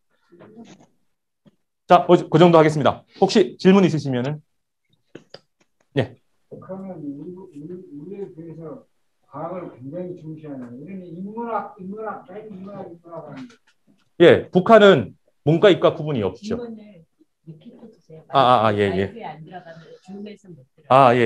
북한은 과학기술을 중시한다. 나만 보다. 라고 질문하셨는데 거기서 딱 명확하죠. 전 국민의 과학기술 인재화를 얘기를 합니다. 전 국민의 과학기술 인재화가 뭐냐? 모든 국민이 4년제 대학을 나온 4년제는 뺐군요. 대학 수준의 교육 이상을 받은 인텔리로 바꾸겠다는데 우리처럼 문과 교육이 북에는 전문적으로 없습니다. 고등학교 때까지 전부 다 이과 교육을 합니다. 그것도 남쪽의 이과생들보다 더 많이 합니다. 과목으로 따지면 수학, 물리, 화학, 생물 있는데 우리는 지학까지 있는데 북은 지구학을 안 배웁니다. 그래서 물리, 화학, 생물 중에 고등학생들은 1, 2로 나뉘어 있어요. 그래서 이과 가는 애들이 2를 배우는데 3개 다 2를 배울 수가 없죠. 너무 많죠. 그래서 남쪽에서는 맥시멈 2개까지 배웁니다. 서울대 갈 정도나 2개 배우는데 보통은 이과도 1-2개 정도밖에 안 하는데 북은 셋 다 1, 2까지 다 배워야 됩니다. 전 국민이 예외가 없습니다. 그럼 이제 나는 졸업했다. 우리 애들 힘들겠네. 성인들도 이제 과학기술 교육을 합니다. 특히나 단간부, 나는 당인데 뭐 단간부들은 이제는 6개월 코스 들어가서 시험까지 쳐서 테스트 받고 나옵니다. 북한이 살기 더 힘들어지고 있어요. 탈북 사람도 많아지지 않을까 싶습니다. 또 다른 질문? 뭐 줌에서 있으면 예. 혹시 질문이 있으면은 예, 채팅방에 남겨주시면은 예, 질문을 읽어 주실 수 있을 것 같습니다. 네. 이제 그 선생님이 이제 이공계를 하셔가지고 대부분이 다 문과를 하잖아요. 네. 북한학이 있는데 그 우리나라에서는 북한학을 박사를 하더라도 그 북한 자료를 볼 수가 없어요. 왜냐하면 그 방공법에 보안법에 걸리기 때문에 그래서 학교에서만 보고 이제 자기 소지를 하고 있으면 언제 걸리니까 그러니까 거의 배울 게 없는 거고 북한 학 박사만 해도 지금 거의 뭐 저기 50명, 100명 이렇게 되는데 그 사람들이 하는 얘기는 항상 구름 잡는 얘기 다 문과니까. 그러진 않습니다. 네. 이과 출신, 아니, 지금 얘기는 남쪽에서 북한 전공자들이 다 이과는 없고 문과밖에 없지 않느냐와 북한 문헌을 제대로 거고요. 네. 북한 문헌을 봤다고 잡아가지는 않습니다. 소지한 거를 넘어서 그 다음에 남들한테 읽으라고 나를 때 그때 국가보안법이 이제 위지배가 됩니다. 그리고 특히 홈페이지에 나와 있는 인터넷 들어와 있는 것 가서 읽는다고 문제가 되지는 않습니다. 북한이 정보를 안 내놓는다라고 이거에 해당하는 게 다 나오고요. 홈페이지 매일 업로드되고요. 이 정도 돼 있고. 그 다음에 우리로 따지면 8시 뉴스에 해당하는 북한의 중앙TV 방송이 매일 유튜브 채널로 공개가 되고 있습니다. 그래서 볼륨은 다 보고요. 그거 봤다고 지금 국가보안법이 잡아가는 건 아닙니다. 잡아가는 경우는 그걸 보고 그것도 목적이 있어야 돼요. 국가를 해할 목적으로 이걸 유포할 때 문제가 되죠. 그럼 나는 그거 할 목적이 아니야 라고 우선 잘 밝히시면서 보는 것까지는 큰 문제가 없죠. 그래서 남쪽에 있는 학자들은 지금까지 잡혀간 사람이 거의 없습니다. 예, 예. 처벌받은 사람은 석사 받은 사람이 불원서적으로 취급받는 걸 중고장터에 자기가 계산한 중고장터에 올려서 잡혀간. 그래서 결국 실형을 받았나? 근데 뭐 무죄가 났을 수도 있고 유죄가 됐을 수도 있는데 어쨌든 고생해서 학교에 남지 못했죠. 박사가 잡혀간 건 없고요. 그리고 이공계 출신의 북한 연구자들도 꽤 됩니다. 근데 싫어서 갔는지 북한 연구하면서는 이공계 연구를 별로 안 하지. 이제 그게 문제지. 한국에서 지금 그 북한학 공부를 하셨어요? 아니면 독일에서 하셨어요? 공부는 저는 한국에서 했죠. 서울대에서 했어요. 그러면 차이가 어떻게 되나요? 네, 한국과 독일하고 그 북한 자료를 액세스하는 그 차이가. 예, 그 경찰청 사람들이 뜨질 않습니다. 독일에서 접근할 때는 없고 북이 모아서 사회과학 저널, 자연과학 저널, 그다음 신문들을 모아놓고 데이터베이스를 만들었어요. 그걸 10년 전부터 서비스를 하고 있었어요. 근데 남한에서 그걸 못 쓰죠. 그건 유료 회원이라 못 쓰는데 독일만 하더라도 그냥 중앙도서관에서 유료 회원 5만 원 정도 1년에 내면 회원증을 줍니다. 거기에 가입을 하면 그 데이터베이스를 자기가 로그인해서 들어갈 수가 있어요. 그래서 그냥 일반 국민들도 다 들어갈 수가 있는 거죠. 그래서 그건 국가보안법이 없으니까 원하면 공부 열심히 하는 친구들은 다 들어가서 보고 있습니다. 근데 우리는 학자들도 그 데이터베이스를 접근을 못해요. 돈을 내야 되니까. 네, 국가에서 막아놨죠. 네, 질문 있습니까? 예. 네, 네. 참가자도 질문 있다고요. 어디 참가자요? 줌 참가자 질문 있으세요? 예, 읽어주시겠습니까? 좀 읽어주세요.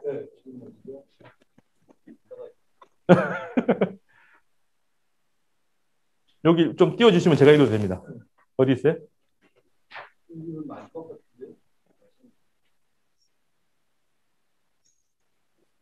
그럼 지금 보셨으면 읽어주시겠어요? 크게 읽어주시면 돼요.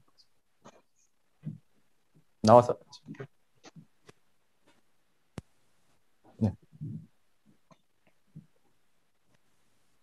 이종원님, 비핵화가 검증이 불가능하다고 하셨는데 2018년 남북 정상회담과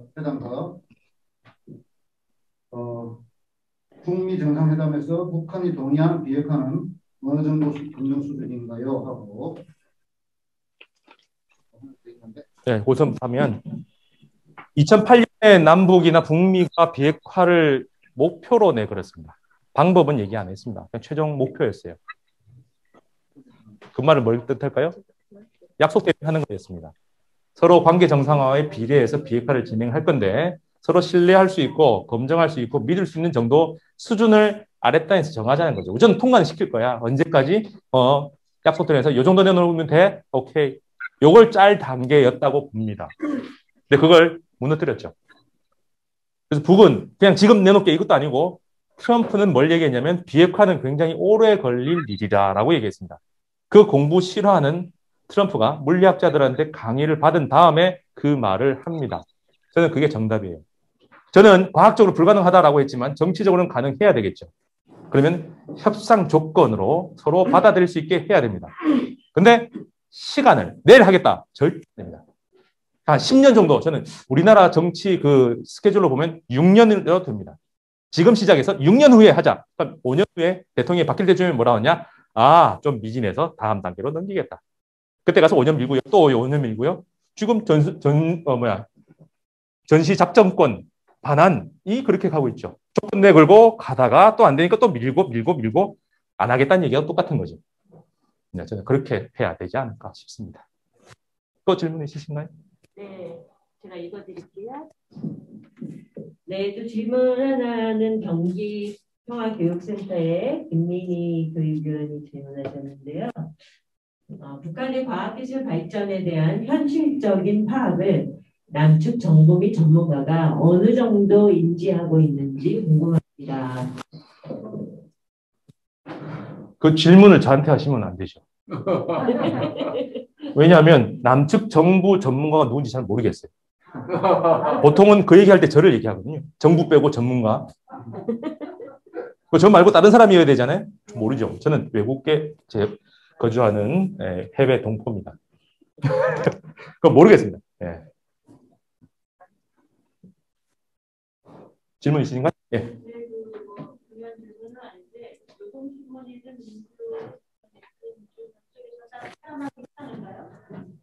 지금 질문은 노동신문 민주조선 비롯한 북한 사이트를 차단하고 있지 않느냐잖아요. 맞습니다. 차단했는데 그걸 본다고 법을 처벌을 못하니까 막아놓은 겁니다. 프록시를 써서 처벌 못합니다. 그걸 유포할 때 그것도 국가를 해야 할 목적을 가지고 처벌당합니다. 항의하는 게 아닙니다. 네, 본다고 잡아가지는 못합니다. 그래서 그걸 두려워할 필요는 없다는 점 봅니다. 저 뒤에. 네. 그러니까 불편하게 만들어서 더 만들고요. 우리는 약간 국가보안법 연결 안 건하잖아요. 왜냐하면 어디서 터지는지 모르기 때문에 그걸 노린 거죠. 질문 저리. 예.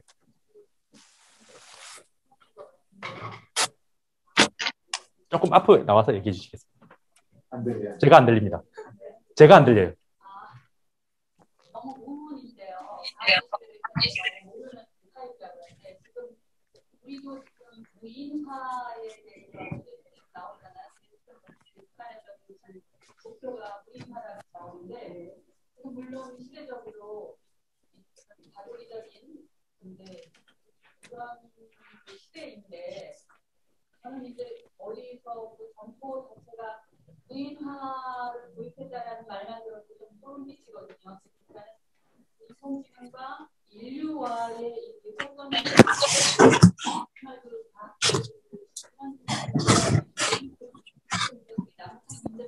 아니라 더 근원적인 이 무인화에 대해서 어떻게 생각하십니까? 예, 질문이 무인화를 하면은 우리 일자리가 뺏기지 않느냐라는 거잖아요. 예, 맞습니다. 기본적으로 그것 때문에 기술 발전에 대해서 거부하는 게 1800년대부터 영국에서 러탈트 이런 식으로 많이 있었습니다. 그리고 소련에서도 스타노프 운동에서 혁신자가 나올 때 혁신자를 방해하는 방향으로는 많이 나타나죠. 혁신을 방해하는 이유는 딱 하나입니다. 자기가 뭔가 불편하고 자기한테 손해가 날 것 같다는 거죠. 그러면 그 손해가 날 것 같은 걸 바꿔주면 됩니다. 자기 직업이 무인화되면서 사라지지 않을까라고 염려할 때 그 사람 직업을 안정적으로 바꾸는 방법을 찾아주면 된다고 봅니다. 매번 시대가 바뀌었음에도 불구하고 똑같이 도장 찍는 걸 고수할 필요 없죠. 도장을 바꾸고 디지털로 바꾸면 됩니다. 거기에 있는 사람이 먹고 살 수 있게 다른 걸 만들어 주면 되죠. 노동정책이라는 저는 그렇게 봅니다. 그래서 무인화하는 거는 사람을 노동력을 긍정적으로 쓸모 있는 걸로 쓰도록 해야지 그냥 노동력 있는 걸 계속 보존하자 이거는 아닌 거죠. 기술 발전이 되는 건 무조건 당연합니다. 그러면 사람이 하는 걸 사람이 안 하도록 하는 게 무조건 당연한 겁니다. 근데 그러면서 직장을 잃고 자기 인생이 생계가 불안정해지면 기술 발전을 막을 게 아니라 그 사람들을 다른 직업으로 바꿔주도록 해주는 장치가 있으면 되죠. 유럽은 그렇게 많이 하고 있죠.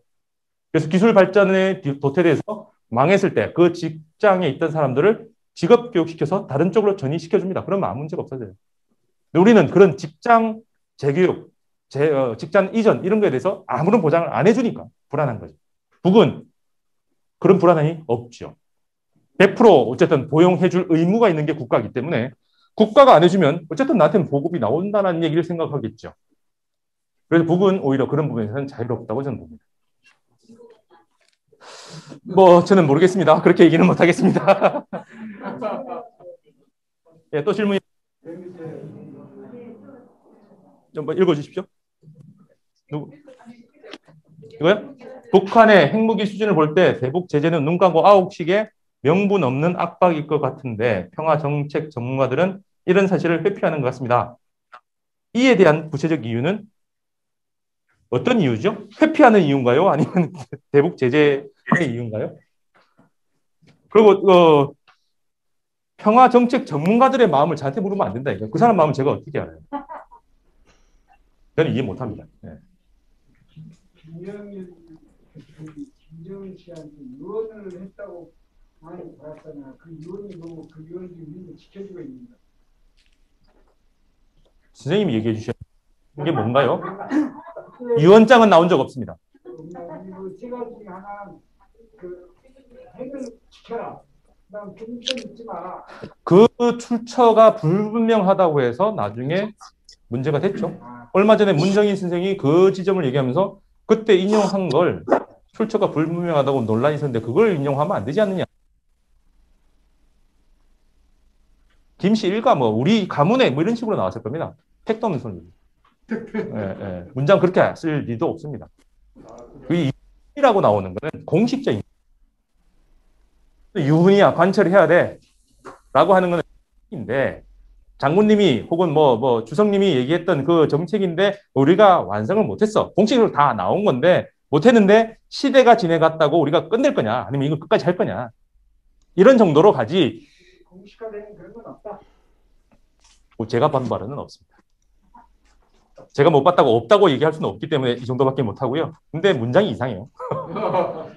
네, 또 있습니까? 아, 예.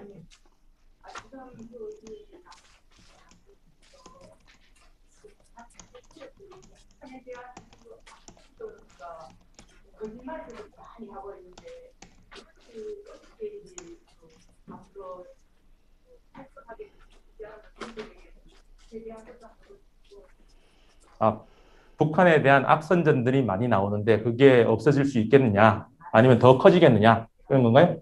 그것도 저한테 질문하시면 안 되는데 저는 북한의 악선전을 연구한 사람이 아니고요. 북한의 논리와 정책을 파악을 하는 데 집중하는 북한 연구학자입니다. 그런 잘못된 정보들이 왜 돌아다니냐에서 어찌 보면 심각하게 고민 안 하는 대중들 때문이기도 합니다. 왜냐하면 파편화되어 있는 얘기들이 충돌되는 걸 갖다가 연결시켜서 자기 머리로 생각을 안 하니 그냥 막 결론만 던져주면 결론만 받아먹는 사람들한테는 그게 먹히니까 하는 거죠. 제가 앞에 얘기했던 제너의 역설, 그 다음에 터널 효과, 자기 앞에만 보는, 그 다음에 숫자와 과학기술이 나오면 머리 아파라고 하면서 결론만 얘기해줘 라고 하는 사람들한테는 속이기 정말 쉽습니다. 저도 나쁜 마음 먹었다면 앞에 제 경력 얘기하면서 여러분들한테 이상한 얘기 막 던져도 여러분들 모르잖아요.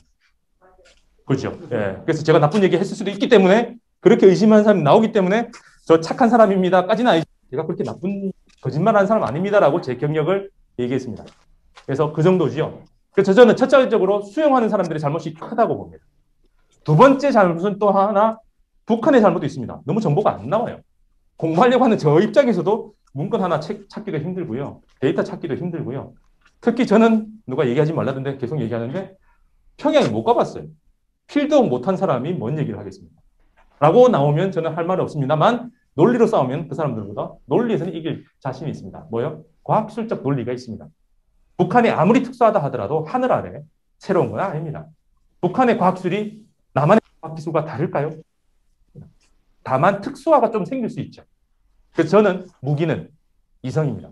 그리고 논리입니다. 그거 가지고 다시 비판을 하고 다시 하는 거죠. 그래서 제 얘기에 이거다라고 하는 경우는 거의 없고요. 저는 그렇게 생각합니다. 항상 그렇게 밖에 얘기를 못합니다. 그리고 북한이 이렇다라고 얘기 못합니다. 북한의 정책은 이렇다. 문건에 나온 말은 이렇게 해석을 한다까지지 현실이 어떻다는 건 저도 모르겠어요. 근데 식량난 얘기 때문에 북은 식량에서 요번에 성과를 거뒀습니다라고 했는데 지금 3월 달에 보릿고개 얘기하는 사람들이 있었습니다. 북한이 식량난이 생겨서 새끼를 2kg, 2끼를 1kg 줄인다라는 얘기를 한 사람도 있었습니다. 논리적으로 말이 안 돼요. 그리고 현상적으로도 말이 안 돼요. 그래서 여러 가지 가지고 북한의 물가, 아무리 첩보지만 데일리 NK에서 계속 점점 낮아집니다. 작년 말에 원화 환율을 더 낮춥니다. 한마디로 북한 원화가 달러보다 더 비싸졌어요. 그런데 아무런 문제가 안 생겼어요. 10년 전에는 생겼어요. 또 하나, 작년에 북한에 폭우가 많이 내립니다. 폭우 내린 양이 평년의 2배, 그 전해의 1.5배, 20년 전하고 거의 비견되는 고난의 행군을 만들었던 폭우와 거의 동일한 양이 내렸습니다. 1990년에 폭우가 회고하는데 3년, 4년, 5년이 걸렸습니다. 근데 이번에는 하자마자 회복했죠. 그런 게 북한의 변화다라고 본다면 논리가 세죠. 모든 걸 다 거짓말로 만들었다면 제가 할 말 없지만 여러 정황을 봤을 때는 이렇게 추정할 수 있다. 근데 이런 거 정말 아까운 거죠. 가서 보고 좀 더 정확하게 볼 수 있는 장부가 있다면 이런 쓸데없는 짓을 안 해도 됩니다. 제가 어떤 쓸데없는 짓을 했는지 얘기해드리면 북한의 통신회사가 몇 개인지 아세요? 북한의 핸드폰 가입자가 몇 명인지 아세요? 모릅니다. 숫자 나온 거예요. 다 뻥입니다. 제가 파악한 바로는 딱 2개의 숫자가 나옵니다. 오라스콤 회장이 요즘 몇 명 정도 가입한 것 같아 라고 2번에 걸쳐서 애매모호하지만 몇 명 얘기합니다. 그 둘을 직선으로 쫙 연결해서 하면은 1년에 60만 높은 거로 추정돼요. 그래서 첫 해에 만약에 100만이다. 만약에 이 숫자가 맞다면 기억이 안 나지만 첫 해가 100만이라면 매년 60만 정도 성장한다면 그 다음에는 160만, 그 다음에 220만 해서 2018년에 몇만 이렇게 얘기한 거였어요. 데이터가 하나도 없습니다. 근데 얘기를 하죠. 통신회사가 몇 개냐. 근데 우리는 통신회사를 구분을 못합니다. SK가 서비스하는 브로드밴드, KT가 얘기하는 올레, 이해되십니까? 회사 이름하고 서비스명이 달라요. 근데 북한의 회사가 누군지, 서비스명인지 구분을 제대로 못합니다. 오라스콤이라는 회사가 최신성하고 합작을 해서 최신성과 오라스콤을 합쳐서 최오라는 회사를 만들고 거기서 만들어서 공급하는 그 서비스가 하나 있습니다. 잘 몰라요. 그래서 2개인지 3개인지 아는 사람이 없습니다. 근데 쫙 찾고 있어요. 1시간 찾다가 못 찾았어요. 짜증나죠. 가서 물어보면 되죠. 이거 통신회사 몇 개야? 서비스 몇 개 있어? 별이 통신회사야? 아니면 서비스명이야? 물어보면 되는데 못 물어보니까 집에 앉아서 1시간 동안 서비스 인터넷 검색합니다. 짜증나죠. 그럼 다 맞다라고 했는데 보고서 다 뒤져보면 근거가 하나도 없어요. 짜증나죠. 내가 왜 이러지 하지? 그런 거 안 하려고. 그때부터 이제 안 합니다. 그쪽은. 네, 가서 물어보면 되는데. 그래서 잘못된 선전 나오는 거 남 탓할 것도 아니고요. 악선전 근데 똑똑하게 그런 사람들이 말이 안 돼. 속 안 넘어가지 않으면 되고요. 교류. 그다음에 민간 교육 시켰으면 좋겠다. 또 질문. 오늘 갑자기 질문이 많이 나오시네요. 네, 오용섭 선생님 질문하겠습니다. 5년 이내 국지전으로 한미 젊은이를 걱정하셨는데 단기 대책은 뭔가요? 대책이요? 네. 전쟁을 막을 수 있는 방법은 2가지입니다. 싸우지 못하도록 내 힘을 강하게 키우는 것도 되고요. 싸우려고 했던 그 기반을 없애버릴 수도 있다고 봅니다. 지금 대결 국면이 만들어진 것은 기본적으로 분단이죠. 분단 때문에 대결 국면이 가고 대결 국면이 가니까 무기를 만드니까 쏠 수 있는 방향이 생기는 겁니다. 그래서 서로가 서로한테 적대식이 되니까 충돌이 되죠. 반대는요. 그래서 유엔 제재위원회 결정에도 나와 있습니다. 뭐예요? 관여라고 하는데 저는 너무 약해요. 관여한다는 건 그냥 너 관심 가지고 좀 회담한다 이 정도라면 요즘 제가 밀고 있는 말은 얽힘입니다. 얽힘. 이건 물량 요금에서 따왔는데 문화에서도 그렇게 하더라고요. 다른 나라 K-팝 나와서 다른 나라와 K-팝이 얽히고 얽히고 인탱글먼트라는 용어가 나옵니다. 물리학에서는 양자 역학에서 나옵니다. 두 개의 스핀이 양자가 얽히면 무한 떨어져 있더라도 빛보다 빠른 속도로 전이가 됩니다. 연결이 된다는 거죠. 얽히고 설켜서 한마디로 북한 자립도를 낮춰버립니다. 기술이든 자본이든 사람이든 얽히는 정도가 많아져서 외부에다 때렸는데 알고 보니 우리 땅에 있는 우리나라가 피해봐. 1994년에 클린턴이 북한에다가 무기를 쏠려다가 못 쏜 이유가 뭘까요? 북한이 무서워서가 아니라 한반도에 자기들의 얽힘이 너무 강했습니다. 시뮬레이션 돌려보니 주한미군이 죽는, 남한 사람이 죽는 건 무섭지 않았습니다. 자기들 군인 혹은 미국 사람이 죽는다. 그리고 그 죽음에 대해서 우리가 어떻게 하느냐. 또 하나, 우리 경제가 영향을 받는다. 그게 무서운 거였어요. 근데 그걸 마치 북한이 너무 세서 뭐 핵을 가진 것 같아서 했다 하는데 절대 그럴 사람들이 아니죠. 그리고 우리도 그러지는 않을 겁니다. 우리가 손해 날까 봐 길거리 가다가 우리 사람들이 시민들이 의식이 있어서 아무것도 안 하겠지만 그래도 지나가다가 휴지 버리기도 하잖아요. 왜요? 우리 방이 아니니까 라는 생각을 할 겁니다. 그리고 휴지를 버리겠습니까? 저는 그래서 대안은 장기적 대안이 아니라 궁극적 대안은 대결 구도를 없애는 건데 그 없애는 방법 중에 하나가 얽힘과 설킴을 강하게 만드는 것. 그러면 정부에서도 비핵화를 할 게 아니라 비핵화를 내려놓고 남북의 교류 협력이 무조건 강하게 하고 좋아한다면 숫자로 다 해도 됩니다. 자본의 얽힘, 사람의 얽힘, 그다음에 문화적 얽힘, 여러 가지 얽힘 지수를 만들어놓고 그걸 증가시키도록 정책을 펴면 됩니다. 저는 그걸 얽힘하고 저는 봅니다. 권투에서도 안에 들어와서 싸우는 사람이 있고 멀리 떨어져서 싸우는 사람이 있죠. 적어도 펀치 안 맞을 가장 좋은 건 도망가면 됩니다. 도망 못 딱 붙어버리면 펀치를 낼 수가 없습니다. 저는 딱 붙자 주의입니다.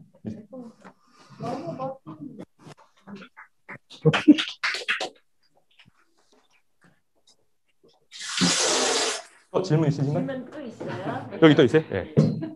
네, 오늘 질문이 아주 많이 들어오고 있습니다. 네, 정창기 선생님 질문하셨습니다.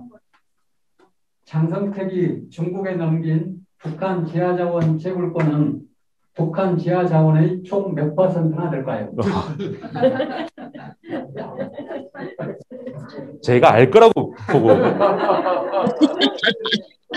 우선 전제 잘 모르겠습니다. 장성택이 북한에 채굴권을 넘겼는지 잘 모르겠습니다. 그렇다라고 추정되죠. 있는데 얼마나 모르겠고요. 똑같은 분이 질문이 하나 더 있으니까 같이. 우선 그거 하고 저 뒤에 또 다른 질문이 있으시니까 그 질문을 넘길게요. 우선 잘 모르겠고요. 북한의 채굴량이 아니라 북한의 지하자원의 가치입니다. 그걸 몇 조라고 하는 사람이 있고 몇 경 하는 사람이 있죠. 다 뻥입니다. 그냥 많답니다. 우리가 그냥 많고 다종 다양하다. 더 중요한 거는 저는요. 석유입니다. 이해되세요? 북한이 석유가 수입이 안 되는데 자동차가 멈췄다는 얘기는 없어요. 석유값이 안정이 돼 있어요. 세 가지 중에 하나입니다. 하나는 석유를 안 쓰거나 자체적으로 만들거나 밀수를 하거나 안 쓰는 거 빼고요. 자체적으로 만들거나 밀수를 하거나 아니면은 다른 석유 대체품을 만들거나 석유 대체품은 어디서? 석탄 가지고. 근데 그건 좀 한계가 있을 것 같기도 해요. 근데 북한이 내부에 북한 영해와 육지 내부에 가지고 있는 석유량 꽤나 되거든요. 2016년 당대회 결정문에도 원유를 적극 개발한다라고 돼 있고요. 그때 끝나자마자 중국의 선이 가서 멈추는 AIS가 등장했습니다. 그래서 멈췄네. 근데 결과가 안 나와요. 그래서 어떨지는 잘 모르겠습니다. 그다음 또 하나가 다른 사람들이 북한에서 내륙에 석유가 있다라고 하는 것은 순천, 북한 평양의 약간 위쪽입니다. 근데 그 순천 지역에 사는 사람들의 생활 수준이 굉장히 높아지는 거죠. 그 지역이 다른 것도 있지만 원유가 생산된다는 얘기가 돼요. 그럼 그 땅에서 원유가 생산된다면 당연히 주민의 삶이 그 지역은 당연히 잘 살게 되겠죠. 탈북한 사람들 몇 명 있다고 하던데 그런 사람들이 그 동네의 수준이 좋아진다라고 얘기해요. 뭐 딱 원유 있는 건 아니겠지만 여러 가지 증거 중에 하나가 아닐까. 근데 왜 개발을 안 할까요? 전쟁 때문에. 이것을 하려고 하는데 아차 실수하면서 뻥 터뜨려버리면 다 타버립니다. 원전이 불타면은 끄기 굉장히 힘들죠. 그래서 이제는 이제 개발되지 않을까 저는 예, 끝내라고 합니다. 예, 개발되지 않을까라고 추정하고요. 근데 나머지들은 아직은 잘 모르겠습니다. 얼마의 가치라고 하는 거는 그 가치를 찾는 사람이 근거를 따져보세요. 그 출발점이 좀 애매하게 나왔습니다. 네, 이상. 질문, 예. 질문 있습니다. 질문들 별건 아니거든요. 어찌 보면 당연하다면 당연하게 쓰는 것밖에 없는 얘기이긴 합니다만 작년에 당 참건 70분인가 아무튼 연동식이 있지 않습니까? 네. 그 연동식 때 보니까 다들 주목을 했었던 거는 최신형 SLBM이나 ICBM 큰 거 나오고 그거에 집중했었는데 전 사실 그보다도 눈길이 갔었던 게 앞에 나왔었던 제드식 무기 같은 것도 상당히 많이 발전돼 있었던 그게 많이 보였거든요. 뭐 가령 전차라든가 아니면 자주포라든가 아니면 인민군대가 대체로 가지고 있는 무장 상태나 전투 무장 이런 게 대체로 옛날에 봤었던 인민군대가 아니라 좀 많이 발전됐구나라는 생각이 많이 들어요. 예. 볼 때는 확실히 차츰 군에 있어서도 정군의 현대화 방침에 따라서 제대식 무기도 점차 강화해 나가고 있는 것이 아닐까 그런 생각을 해보면서 질문. 어떤 질문인가요? 질문은 본인의 생각을 얘기하셨는데 질문은 그러니까 아예 군대 전체 병력 숫자를 줄이는 것도 있긴 하겠지만 한편으로 이게 또 전반적인 제대식 무기 역시 좀 강화하는 게 아닌가. 예, 지금 방금 얘기한 걸 제가 요약을 하면 북한의 SLBM이나 ICBM이 발달하는 거에 못지않게 재래식 군도 현대화, 개량화돼서 성능이 좋아진 것처럼 보이더라. 라는 관찰의 결과를 저한테 얘기하신 이유는 얘기 안 하셔서 제가 질문이 없다고 보겠습니다. 그 얘기는 제가 오늘 강의하는 내용에서 하나 얘기했죠. 정예화. 예, 인민군대 최정예화라는 말에 다 들어가 있지 않을까. 그리고 그런 걸 재래식군을 발전시켰다고 해서 북한이 병진 노선으로 돌아갔다고 해석하기는 좀 힘들다. 그 정도라고 저는 봅니다. 질문 있습니다. 괜찮습니까? 질문. 마이크로, 예. 마지막 질문 받겠습니다. 네, 임남이 질문해도 되겠습니까? 네, 질문하세요. 질문 간단한 질문. 우리 강호재 박사님이 평양을 안 갔다 왔다 해서 좀 놀랬거든요. 뜻밖이었거든요. 근데 왜 안 가셨어요? 못 간 겁니까? 안 간 겁니까? 아니면 왜냐면 베를린에 계시니까 가실 수 있을 것 같아서. 북한 얘기를 하려면 다 갔다 와야 되느냐? 게 그건 아니고 여쭤보는 거예요. 우선은 제가 초청을 2번 받았습니다. 2000년의 초반에 정동영 장관이 장관 될 때쯤에 평양에서 학회가 있다고 해서 고려학회가 있다고 해서 이제 논문을 다 투고받고 남북 학자들이 다 방문해서 하기로 돼 있었습니다. 그래서 제 지도 교수하고 둘 다 됐는데 저는 됐어요. 지도 교수 떨어지고 간다라고 짐 싸고 있었는데 정동영 장관이 되면서 태국의 탈북자들 집단 탈북했던 사람을 전 세계에 실어서 남한으로 데리고 옵니다. 그래서 깨집니다. 그래서 정동영 장관을 저는 싫어합니다. 그래서 한번 무산되고요. 두 번째는 작년 초에 제가 북한의 첨단 기술 상품을 유럽에 가져와서 선전전 상품 전시회를 하자. 이유는 팔겠다는 목적보다는 무기를 만드는 기술 가지고 만들어서 평화적 이용을 하려는 노력도 더 크다. 그래서 나로가 쏘아서 올라갈 때 제일 득을 많이 본 업체가 오뚜기 식품이라고 알고 있습니다. 미사일이 쫙 올라갈 때 우주인도 먹는 오뚜기 식품, 이게 광고 효과가 엄청났습니다. 2017년에 그렇게 미사일 왔다 갔다 할 때 이 제품으로 말씀드리면 이 기술을 썼습니다 라고 하면은 사람들이 다 믿죠. 저 무기는 최첨단인데 저 기술을 썼어? 기술은 되네. 이렇게 얘기하는 게 평화적 이용, 평화를 만드는 방법이지 않을까 해서 제안해서, 그때는 제가 교수도 아니었습니다. 그냥 인디펜던트 스칼라 수준에서 북한에다가 제가 제안서를 넣었고요. 북에서 받았고요. 초청장이 나왔고요. 반복 신청을 넣었고요. 1월 달에 간다라고 했는데 국경이 닫혔습니다. 코로나 때문에. 못 갑니다. 근데 코로나 열리면 가지 않을까요? 저희 학교 베를린 자유대학하고 북한하고는 여러 가지 학술 교류를 하겠다고 돼 있고 코로나 때문에 안 갔습니다. 제가 하는 일은 아니지만 제가 이제 발을 담궜기 때문에 제가 가는 게 아니라 베를린 자유대가 북에 가게 되면 저도 가겠죠. 그때를 기대합니다. 저는 가면 안 나오려고요. 제가 노리는 거는 인민대학 석당 석달 이용권 이런 거. 예. 그리고 제가 생각하는 그 CNC부터 그 현장 이때까지 아마 방북했던 관심 안 가졌던 그 기계들 보고 싶어요. CNC가 어느 정도까지 갔는지 현대화 무인화되어 있는 그 설비들 보고 싶어요. 그래서 테마별로. 충분히 가능할 것 같습니다. 예? 충분히 가능할 것 같다고요. 석 달 머무는 거. 예, 제가 근데 어르신들 보면 그 꿈을 가지고 예, 돌아가시는 분들이 많더라고요. 저는 긍정적으로 안 봅니다.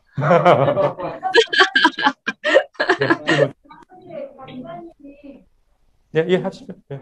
박사님이 거시는 우리나라 통일부 장관을 제가요? 우리나라가 평화적으로 아주 통일시켜야 되겠어. 얼큰설득을 잘해줄 거다. 아, 그래요? 예. 차기 대통령 하실 겁니다. 아, 그럼 저 시켜주십시오. 예, 고맙습니다. 이상입니다.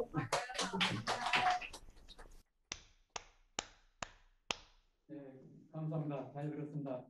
우리 고맙습니다. 그 지식을 한 국산 빌딩 수준으로 높여준 강호재 박사님에게 감사의 마음을 큰 예, 박수로 고맙습니다. 고맙습니다. 여러분 오늘 존경합니다.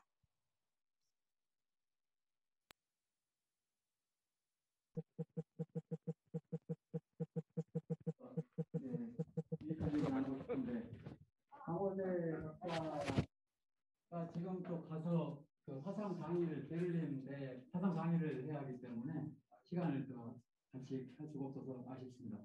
네. 그리고 이제 저희 AOK 다음 강의 좀 안내를 해드리겠습니다.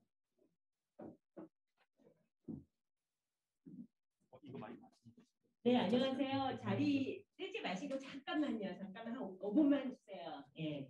오늘 그 현장에 오신 분은 저희 일정을 그 테이블로 표로 작성한 거, 칼라 있는 거 받으셨죠?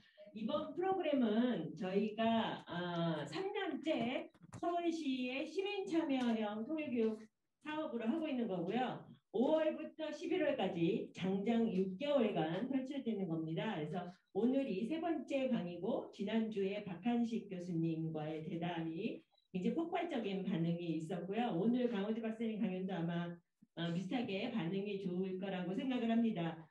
그래서 이렇게 그 6개월간의 교육이기 때문에 조금씩 변할 때가 있어요. 특히 저희가 이제 다음부터는 실제로 방북한 해외동포 활동가들의 강연을 드릴 거예요. 그래서 지금 이 시간이 LA, 샌프란시스코 이런 데는 몇 시게요? 지금 이 시간이? 새벽 3시예요. 근데 우리는 LA에서 먼저 만들어진 조직이라서 LA 회원들, 샌프란시스코 회원들 미서부지가 굉장히 중요한데 새벽 3시 하면은 너희는 들어오지 말라 이런 거나 마찬가지예요. 그래서 우리가 저녁에 모이는 게 편하더라도 전 지구적으로 우리 지구촌과 함께하는 통일운동이기 때문에 다음에는 노창현 기자 강연은 우리 시간 아침 7시 합니다. 집에서 각자 집에서 현장 없이 우리 시간 아침 7시 미 동부 지역은 아침 6시 아니야 저녁 6시 그러면 LA는 오후 3시 그리고 베를린 파리는 밤 11시 12시 이렇게 되고요. 또 호주와 시드니와 뉴질랜드에서도 들어오시는 분이 계시고 헬싱키 오늘도 헬싱키 핀란드 헬싱키에서 들어오신 분 계시고 정말 이게 줌이 굉장히 이게 혜택인 게 5대학 6대주에서 다 강연을 들어오시고 지구촌과 같이 하는 풀뿌리 통일운동을 지금 해나가고 있는데요. 다른 거는 다 기억의 날짜나 시간이나 뭐 이런 거는 저희가 계속 공지가 나가니까 저희 SNS에 꼭 해주시면 되고 오늘 기억하실 거는 OK 원코리아가 우리 AOK가 추구하는 운동입니다. OK가 뭐의 약자예요? One Korea. 네, OK는 좋다라는 뜻이고 뭐 굉장히 많이 쓰잖아요. OK 뭐 좋다, 뭐 OK 그러고 굉장히 많이 쓰잖아요. OK가 알고 보니까 원 코리아의 약자예요. 그래서 OK를 말하고 들을 때마다 you know what?